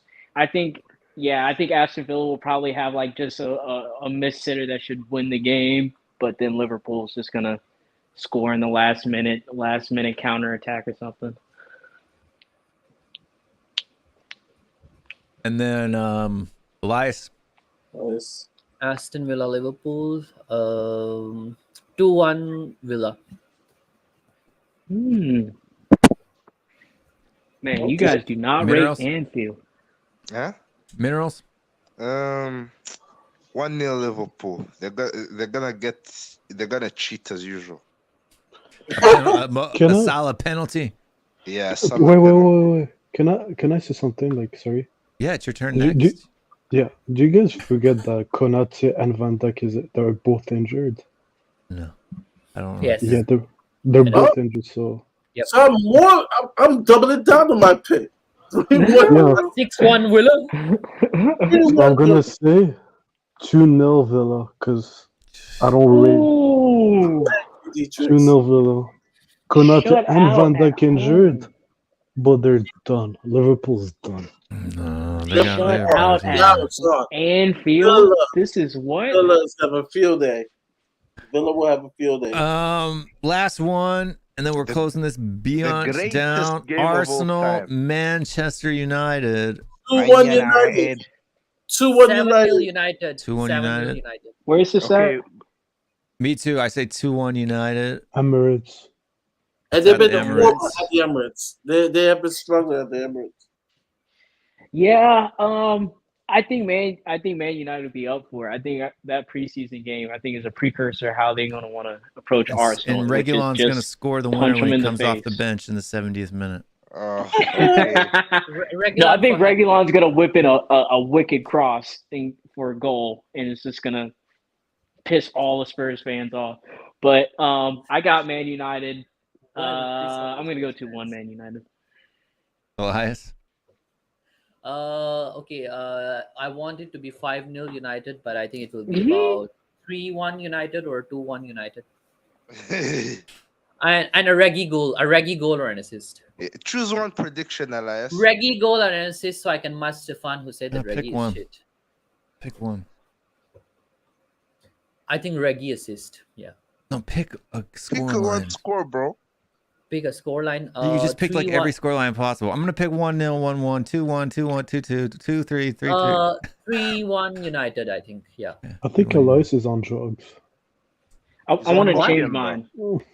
I think you're on Why- drugs, though. He's on Copium, man. No, I just Isn't woke cool. up. That's something. Minerals, what do you got? What do you think? Oh, man, I'm dreading this game, man. 2-2 draw. I'd be happy with a 2-2 draw. Yeah, I'm gonna change mine to 2-2 as well. I think Arsenal will. I will pull think something. Manchester United is going to win, but a 2-2 draw I think would be an acceptable result. But- As long as you don't win, because we beat United at home at their, at our home. Look, Bro, I would not be United are so unpredictable. That's why I'm so scared. Okay, But my Minerals- class is starting. I need to switch Minerals, off camera. at least we know with Arsenal who's gonna score. But when people say 2-2, I have no clue who's gonna score for Rashford. Man U. Rashford. Rashford is so Rashford, you unpredictable. got Bruno Fernandez is probably going to score. I'm going to tell you, that's what I think. I think Bruno gets a brace. I think a Bruno brace. Yep. Saka one. Ooh. Saka one. I think probably Odegaard gets one. I think Saka gets the game time. I think goal. I think Nketiah's gonna Odegaard gets score. a goal. And Nketiah's scoring for sure. No, I can't see it. Nketiah. Oh no, he's trash. No, he's bad, but he's gonna score. Watch. Nah. But I no think it's doubt gonna be- Reguilon plays tomorrow because they don't have a left back right now. Wait, No, is Brennan Johnson apparently allowed to they'll play? Dalot. By the way, guys, where has Dyer gone? Any Who's idea? playing on the No, right you're on then? mute. You're on mute. One Bissaka, man. He Spider-Man. registered for 12 o'clock, so he should be able to play. Okay. If he registered before 12, so he should be able to Spider-Man's play. gonna play right back. So bro. Amrabat's gonna start in the midfield. So yeah, 2-2.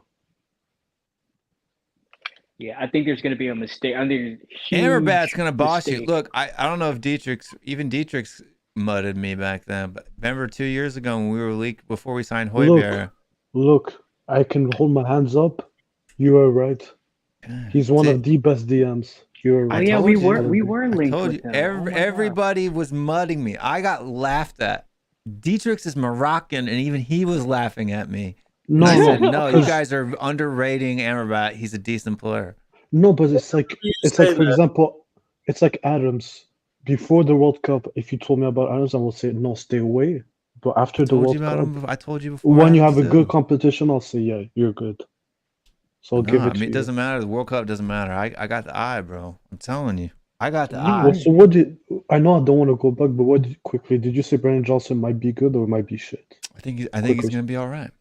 I think he's gonna be all I don't right. think he's gonna be good, but I think he's gonna be Oh. better than anybody else we got on the bench for any of those positions. So who did you say would be a bigger impact, him or Kulu? I think Brendan this Johnson will end up being a better player than Kulusevski. I think the fans will enjoy him better than Kulusevski. If I may ask, what exactly makes you think that?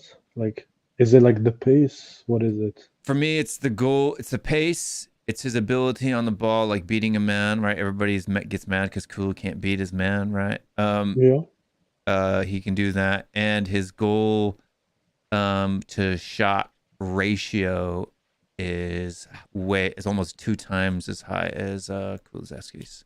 So I think he'll score more goals. He may not get as many assists because if you remember in Kulusevski's first season, he had and even last year he had far more assists than he had goals. I think Brendan Johnson will be the other way around. So whereas Kulu's 7 goals or 7 assists and 2 or 3 goals a season, I think Brendan Johnson will be the opposite way around. I think it'll be 8 to 12 goals a season with 4 to 5 assists. And quickly, what is your front three?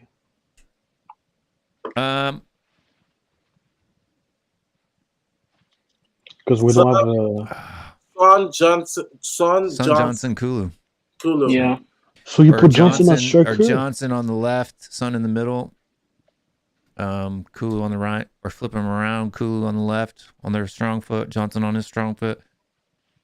Yeah, that's Either good. play him inverted or play him on their strong foot. Either way. Yeah. But those three players got to start somewhere in the front line for me. Mm-hmm. Imagine he starts Brennan Johnson at bench Richarlison. I'll be so happy if that happens. I don't think it will. should happen. It should happen. I don't think it will. Where'd Elias go? Did he get mad because we were teasing him too much? He said he has class.